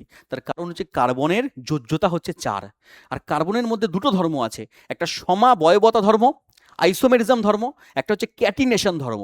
এই ক্যাটিনেশন ধর্মের কারণের জন্য এবং সমাবয়বত ধর্মের কারণের জন্য কি হয়, কার্বন লক্ষ লক্ষ লক্ষ লক্ষ যৌগ তৈরি করতে পারে। এই কারণের জন্যই আমরা জৈব যৌগকে কার্বনের যৌগ বলে থাকি। তাহলে কারণ কি হচ্ছে, এর চতুর্যোজ্যতা, টেট্রাভ্যালেন্সি এবং ক্যাটিনেশন ধর্ম দেওয়া আছে। আর যদি থাকতো সমবায়বত ধর্ম, তাহলে সেটাও আমার উত্তর হয়ে যেত, সমবায়বত ধর্ম এর সঙ্গে কাজে লেগে যাবে। নেক্সট কোশ্চেন বলেছে, একটি এককোষী জীবের দুটি সমান অপত্য কোষে ভাগ হয়ে যাওয়াকে কি বলা হয়? দেখো, একটা কোষ থেকে যখন দুটো কোষে ভাগ হয়ে যাচ্ছে সরাসরি, সেটা হয় অ্যামাইটোসিস পদ্ধতিতে। তাহলে দুটো কোষ হয়ে যাচ্ছে, তাকে আমরা দ্বিবিভাজন বলছি। তাহলে কি বলছি? দ্বিবিভাজন। অপশন নাম্বার এ হচ্ছে আমার সঠিক উত্তর। যেমন অ্যামিবা, এককোষী প্রাণী, ও সরাসরি দুটো কোষে ভাগ হয়ে যায়, বা কিছু কিছু ব্যাকটেরিয়া আছে সরাসরি দুটো কোষে ভাগ হয়ে যাচ্ছে, তাহলে সেটা হচ্ছে দ্বিবিভাজন পদ্ধতিতে তারা জনন সম্পন্ন করছে। নেক্সট কোশ্চেন, তাহলে একটি বস্তুকে ৭৮.৪ মিটার উচ্চতা থেকে ফেলে দেওয়া হলো, মাটিতে পৌঁছতে কত সময় লাগবে? মাটিতে পৌঁছতে গেলে কত সময় লাগবে? দেখো, বস্তুকে ৭৮.৪ মিটার উচ্চতা থেকে ফেলে দেওয়া হলো, তার মানে এইচ এর মান তোমার কাছে দেওয়া আছে, হাইট দেওয়া আছে, ঠিক আছে? আমরা এটাকে এস বা এইচ বলে ডিনোট করি। ৭৮.৮ মিটার, ৪ মিটার, এটা তোমার দেওয়া আছে। এবার যখন ওপর থেকে তুমি বস্তুকে ফেলছো, তাহলে সেই বস্তুর প্রাথমিক বেগ কত হবে? ধরে আছো, ফেলছো, যেই ফেলার মুহূর্তে সে তো স্থির আছে, তো স্থির অবস্থা থেকে শুরু করছে, তাহলে প্রাথমিক বেগ, প্রথমে বেগ কত হবে? ইউ ইকুয়ালস টু 0 হবে, প্রাথমিক বেগ 0। এবং এটি মাটিতে পৌঁছতে কত সময় লাগবে? এখানে জি এর মান তোমাকে বলে দিয়েছে, অভিকর্ষজ ত্বরণের মান 9.8 মিটার পার সেকেন্ড স্কোয়ার। সময় লাগবে কত? স্যার টি সময় লাগবে। তাহলে কোন ফর্মুলা আমরা দেখব? S equal to U T plus half A T square. এখানে কি হবে? এখানে এস হবে না, এখানে এইচ হবে। এইচ ইকুয়াল টু কি আসবে? H equal to U T plus, plus হবে কেন? নিচের দিকে পড়ছে, অভিকর্ষের দিকে পড়ছে, এই জন্য প্লাস। উপরের দিকে উঠলে মাইনাস হতো, তাহলে প্লাস হলো হাফ, এর জায়গায় এখানে জি আসবে, এর জায়গায় এখানে জি আসবে, টি স্কোয়ার আসবে। স্যার মানগুলো বসিয়ে দিই। দেখো, এইচ এর মান তো দেওয়া আছে, এইচ এর মান হচ্ছে 78.4 দেওয়া আছে। ইউ এর মান 0, তো ইউ এর মান যদি 0 হয়, তাহলে এই পুরো পার্টটা 0 হয়ে যাবে। তাহলে এখানে মানটা বসাচ্ছি না, একবারে 0 বসিয়ে দিচ্ছি। এবারে হাফ বসালাম। স্যার জি এর মান কত? স্যার 9.8 দেওয়া আছে, টি স্কোয়ার দেওয়া আছে। তুমি 2কে এখানে 9.8 দিয়ে কাটো, কত আসবে? 4 দুগুণে 8, 9 দুগুণে 18, 4.9। এই যে 4.9 পেলাম এখানে, এই 4.9টাকে নিচে বাই করে দাও, তাহলে 78.4 বাবা, আর নিচে আসবে 4.9 ইকুয়াল টু তোমার পড়ে থাকবে টি স্কোয়ার, ইকুয়াল টু পড়ে থাকবে টি স্কোয়ার। তুমি এই পয়েন্ট পয়েন্ট তুলে দিতে পারো, তাহলে 784 পাচ্ছ, নিচে 49 পাচ্ছ। এদিকে আসি, ঠিক আছে? আচ্ছা, এদিকে কোথায় আর যাবো? ঠিক আছে, চলো ওপরের দিকেই করি। দেখো, উপরের দিকে ক্যালকুলেশন করলে টি স্কোয়ার ইকুয়াল টু কত পাচ্ছ? উপরে পাচ্ছ 784 আর নিচে পাচ্ছ 49। তুমি 7 দিয়ে কাটো, 7 7 49 পাচ্ছ এখানে, তুমি 7 দিয়ে কাটো, 7 একে 7, 7 একে 7, 7 দুগুণি 14 পাচ্ছ, দেখবে। এবং আরো আবার 7 দিয়ে কাটো, এখানে 7 একে 7 পাচ্ছ, এখানে এখানে আসছে 4 2 42, 6 7 42, 16 পাচ্ছ। তাহলে 16 আসছে, তাহলে টি স্কোয়ার ইকুয়াল টু 16 হলে পারে T equal to root over 16 আসবে। টি স্কোয়ার ইকুয়াল টু 16 হলে T equal to root over 16 আসবে, মানে 4 সেকেন্ড উত্তর হয়ে যাবে। তো 4 সেকেন্ড এখানে আমার উত্তর হয়ে গেল অপশন নাম্বার ডি। এই টাইপের অঙ্ক পরীক্ষায় দেবে, করে আসতে হবে। ছেলেপিলে পেয়েছে কমন, 2026-এ পরীক্ষা দিয়েছিল, 25-এ পরীক্ষা দিয়েছিল, এটা 25-এর কোশ্চেন, তোমরাও পাবে, ট্রাই করলে পারবে। নেক্সট কোশ্চেন, উত্তল লেন্সকে অভিসারী লেন্স বলা হয় কেন? উত্তল লেন্সকে আমরা সাধারণত অভিসারী লেন্স বলি, তার কারণ কি? দেখো, উত্তল লেন্স কেমন হয়? মাঝখানটা মোটা হয়, দুই সাইডে কি হয়? সরু হয়। এখান থেকে যখন আলোকরশ্মি যায়, আলোকরশ্মি যখন যায় সমান্তরালভাবে যখন যাচ্ছে, এ হচ্ছে প্রতিসরণের পরে, এখান দিয়ে যখন প্রতিসরণ হয়ে যাবে, কারণ একটা মাধ্যম থেকে যখন অন্য মাধ্যমে যায় আলো প্রতিসৃত হয়ে যায়, এটা কাঁচ মাধ্যম, বায়ু মাধ্যম থেকে কাঁচ মাধ্যমে গেলে প্রতিসৃত হয়ে যাচ্ছে, প্রতিসৃত হয়ে গিয়ে এদিক দিয়ে বেরিয়ে যাবে। আবার একটা সমান্তরাল রশ্মি যদি পাঠাও, এ কি করবে?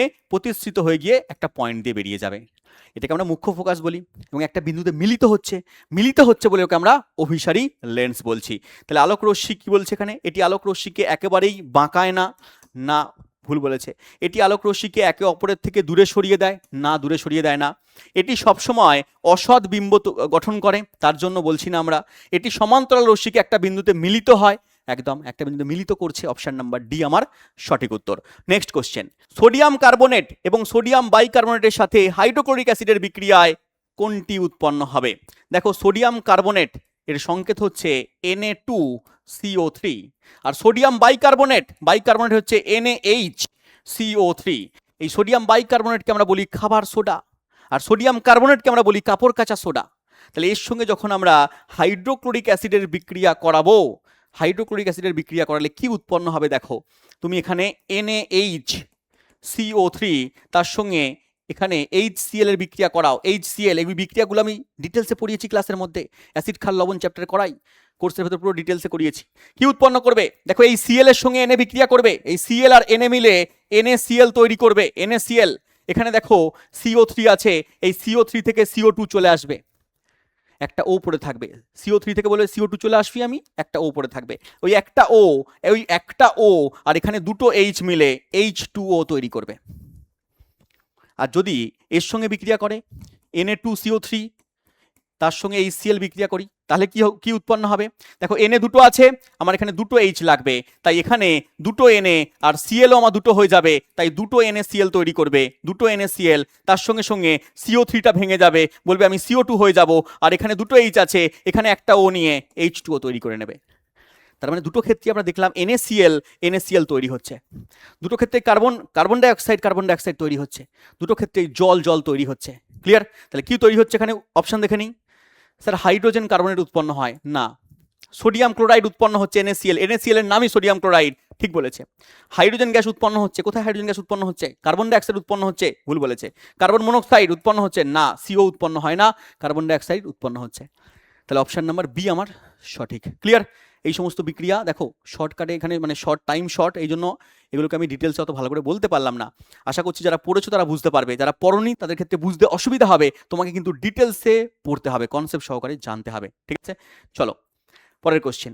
স্যার শিকড় সহ উপড়ে ফেলা একটা গাছ রোদে কয়েক ঘন্টা রেখে দিলে সেটি ম্লান বা দুর্বল হয়ে যায়।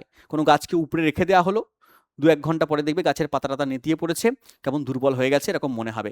কেন মনে হবে? তার কারণ ও শিকড়ের সাহায্যে জল তুলতো জাইলেম কলার মাধ্যমে, সেই জাইলেম কলা দিয়ে জল চলাচল বাধাগ্রস্ত হবে। তাই জন্য কি হচ্ছে, জল চলাচল করতে না পারলে সালোক সংশ্লেষ করতে পারবে না, সালোক সংশ্লেষ করতে না পারলে নেতিয়ে পড়বে, পাতা নেতিয়ে পড়বে, কিছুদিন বাদে শুকিয়ে যাবে। তো অপশন নাম্বার এ আমার সঠিক উত্তর। নেক্সট, নিচের কোনটি আল্ট্রাসাউন্ডের প্রয়োগ নয়? আল্ট্রাসাউন্ড মানে শব্দোত্তর শব্দ, এই কোশ্চেনটা আমি তোমাদের জন্য HW দিয়ে গেলাম। এই শব্দোত্তর শব্দের প্রয়োগ নয় কোনটা, কমেন্ট বক্সে তুমি আমাকে বলবে, ভালো করে অপশনগুলো দেখে নাও। এটা আমি HW দিলাম, কমেন্ট বক্সের মধ্যে বলবে। পরের দিন আমরা এই প্রশ্ন থেকে স্টার্ট করব। আজকে আমরা 100খানা প্রশ্ন করলাম, বিগত বছরে মানে রিসেন্ট 2025-26 যে গ্রুপ ডির পরীক্ষা সেখান থেকে 100খানা প্রশ্ন করলাম। শুধু 100খানা প্রশ্ন তোমাদেরকে করাইনি, এর পেছনে থাকা কনসেপ্ট তোমাদেরকে জানিয়েছি। যারা পুরো ক্লাসটা করলে এখান থেকেই তোমরা এই কনসেপ্ট থেকেই তোমরা অনেক কোশ্চেন দেখবে পরীক্ষায় কমন পেয়ে যাবে। এবং ক্লাসটা কেমন লাগলো তোমরা অবশ্যই কমেন্ট বক্সে জানাবে। এবং যদি তোমরা চাও যে স্যার 101খানা যে শিফটে পরীক্ষা হয়েছে এরকমভাবে প্রত্যেকদিন 100 করে কোশ্চেন নিয়ে আসুন, তার কনসেপ্ট বলুন, তাহলে সেটা কমেন্ট বক্সের মধ্যে লিখবে। আমি এই সিরিজটা তাহলে চালিয়ে যাব। দেখা হচ্ছে তাহলে পরের ভিডিওতে, তখন ভালো থেকো। Thank you. জয় হিন্দ।